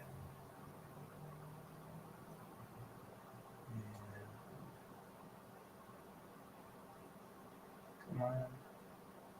Open up. I know you're under tension, but there we go. All right, pass that through. All right, and tie off a single knot.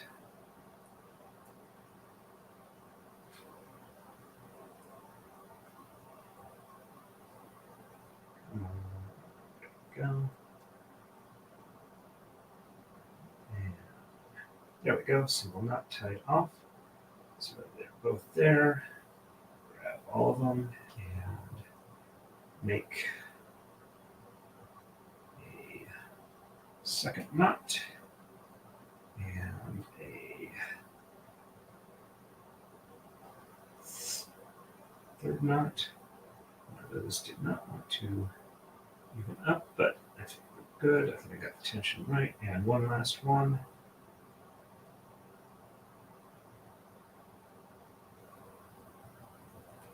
Go.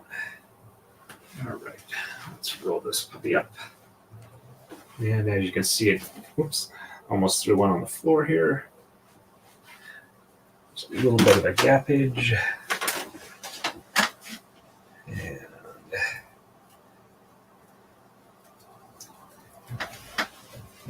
there we go. Now just a little one.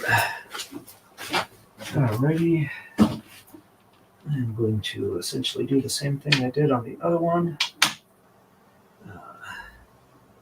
going to take these 6 here and pull them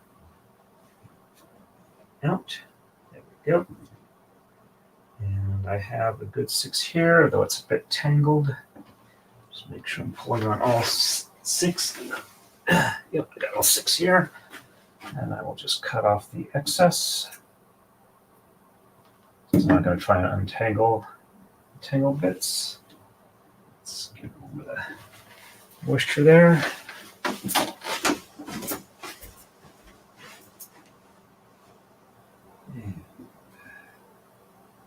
again, we're only going to tie one knot at this point. We're going to give it a fairly large tail, just to make it easier to tie off. The rest of it, okay. That is the one. And we'll walk this one back. Make sure that tension is even. It feels a little twisty. All right. And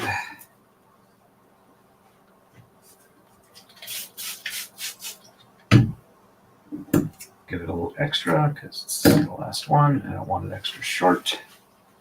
All right. And lower the obstacles and pass it through here. And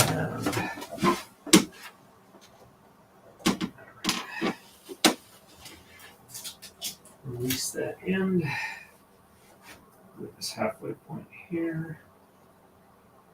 Open up the leader and pass this other set of 6 through, the other end of the 6 through, and make sure that I got about the same length for the leader. One didn't go through. Let's try this again. Gotta make sure all 6 go through. Yes, I'm very tired. That's why I'm talking to myself so much. Thank you for listening to my TED Talk. All right, there we go. All 6 are through. Got the right length leader. And let's get this knot tied. And there we go. So both are tied, about the same length leaders. Let's get them all together. And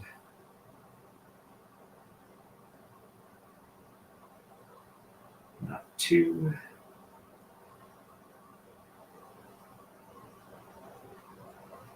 Knot 3. And knot 4. Leader's a little long. I'm going to cut off the excess.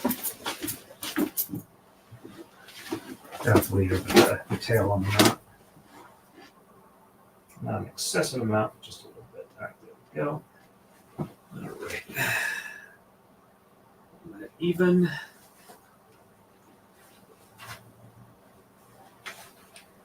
We are very, very, very close. Thank you for still being here, Gwen. Looks like we got 7 people, so doing a little bit better than our low point. All right, so that should be long enough. All right. And that goes there.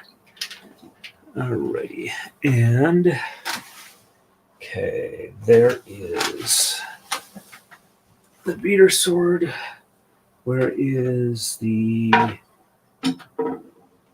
stop? Did it get knocked down somewhere? Let me move the keyboard out of the way.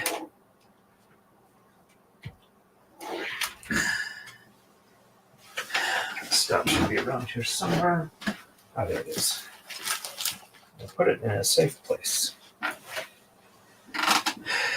Alrighty. And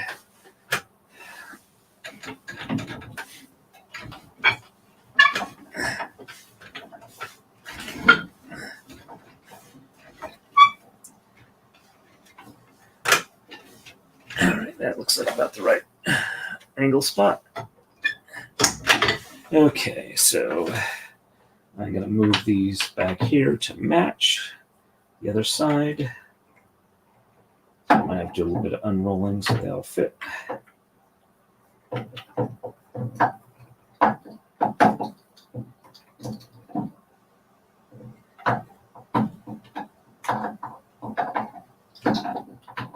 Some of these are definitely longer than others, but hey, it is what it is.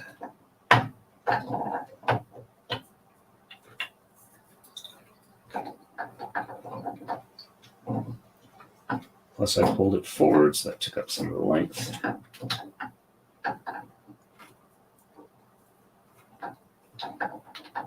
And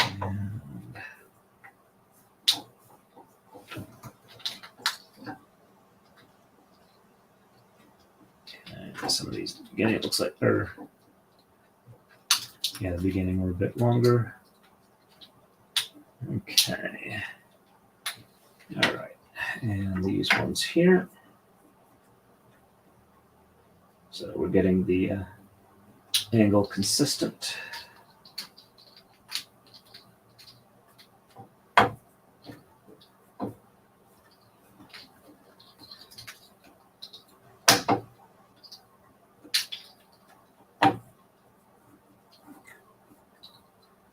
I'm not doing too much of an unroll because once I get these in place, I'm going to do a coma slide. Because if I'm lining them up on the back end, I won't have any room to go. And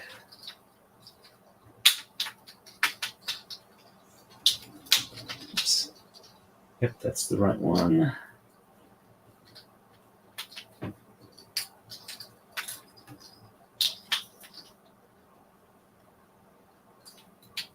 Okay. All right. So coma slide.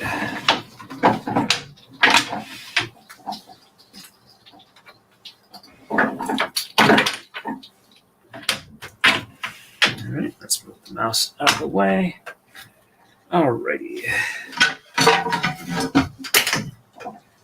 So 1, 2, 3, 4, 5, 6, 7, 8, 9. Yep, 9 is the number I count on this. And checksum is good. And 1, 2, 3, 4, 5, 6, 7, 8, 9 on top. Checksum is good. There we go.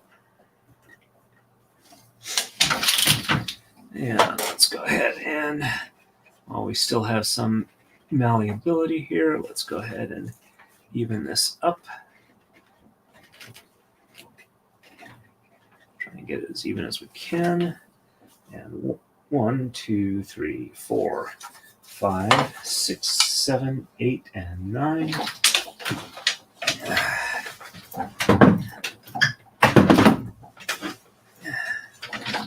Oops. Checksum is good. Pass that on through to here. And 1, 2, 3, 4, 5, 6, 7, 8, 9. Checksum is good.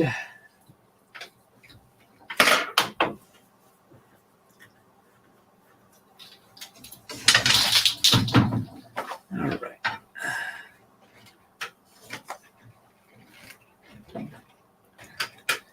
Let's go ahead and do like another 1 or 2. 1, 2, 3, 4, 5, 6, 7, 8, 9. Checksum is good.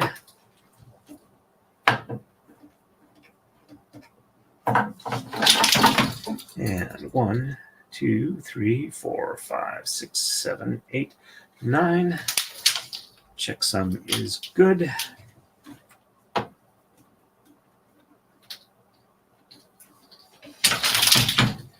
And 1, 2, 3, 4, 5, 6, 7, 8, and 9.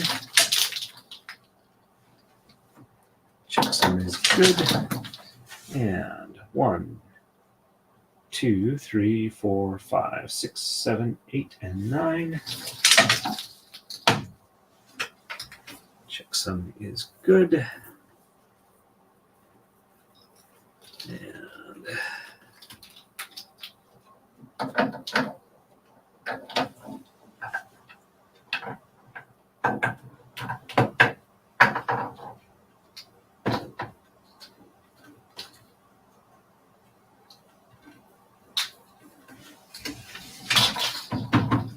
all right, I'm thinking one more for luck. 1, 2, 3, 4, 5, 6, 7, 8, 9, 10, and oops, 9. Just 9. I don't need to go to 11. I'm just going to 9. It's going to take a little bit to get used to again. And 1, 2, 3, 4, 5, 6, 7, 8, 9.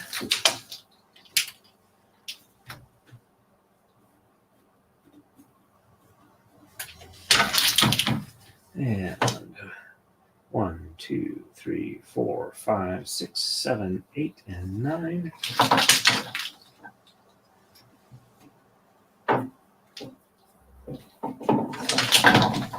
And 1, 2, 3, 4, 5, 6, 7, 8, and 9. There we go. All right, so I did 3 moves just to even things up. The grid looks good. Does not look like I've got any weird tensioning issues. So I am going to find the mouse that I dropped. And thank you. And all right, so switch to this. And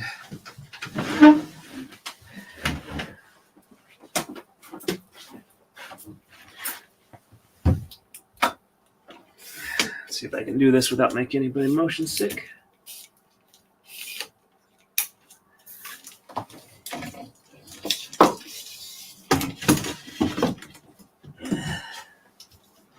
All right, and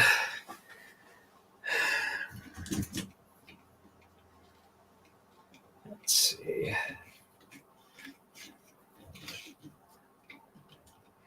A little bit of an issue here. Give me a second.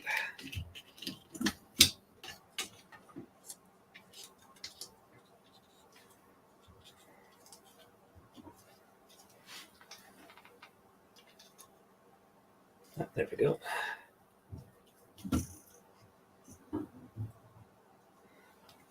Actually, I'm going to try and reset this back to the one that would be better, that I was worried it stripped out.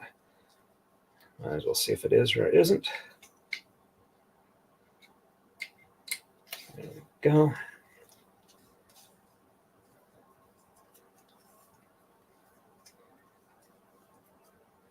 Okay. At least that'll keep it a little more balanced as I'm doing this stuff.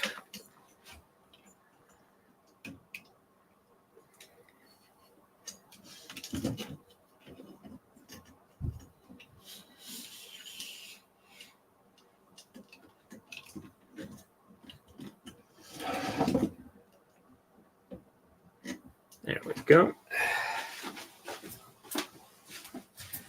And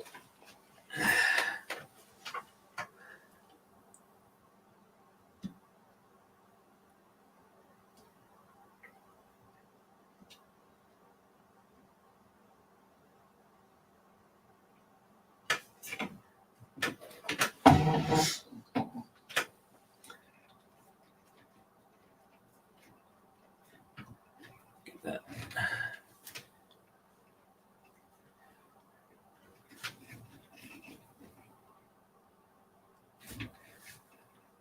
Blue's a little lighter shade than I was hoping for together, but not too bad. I also have a lot of light reflecting off of it. Just trying to get that nice and snug so it's not like loose or uneven.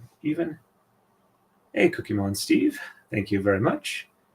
All right, do a quick check over on Rumble, see if anybody's chatting over there. Got 3 people watching over there other than me.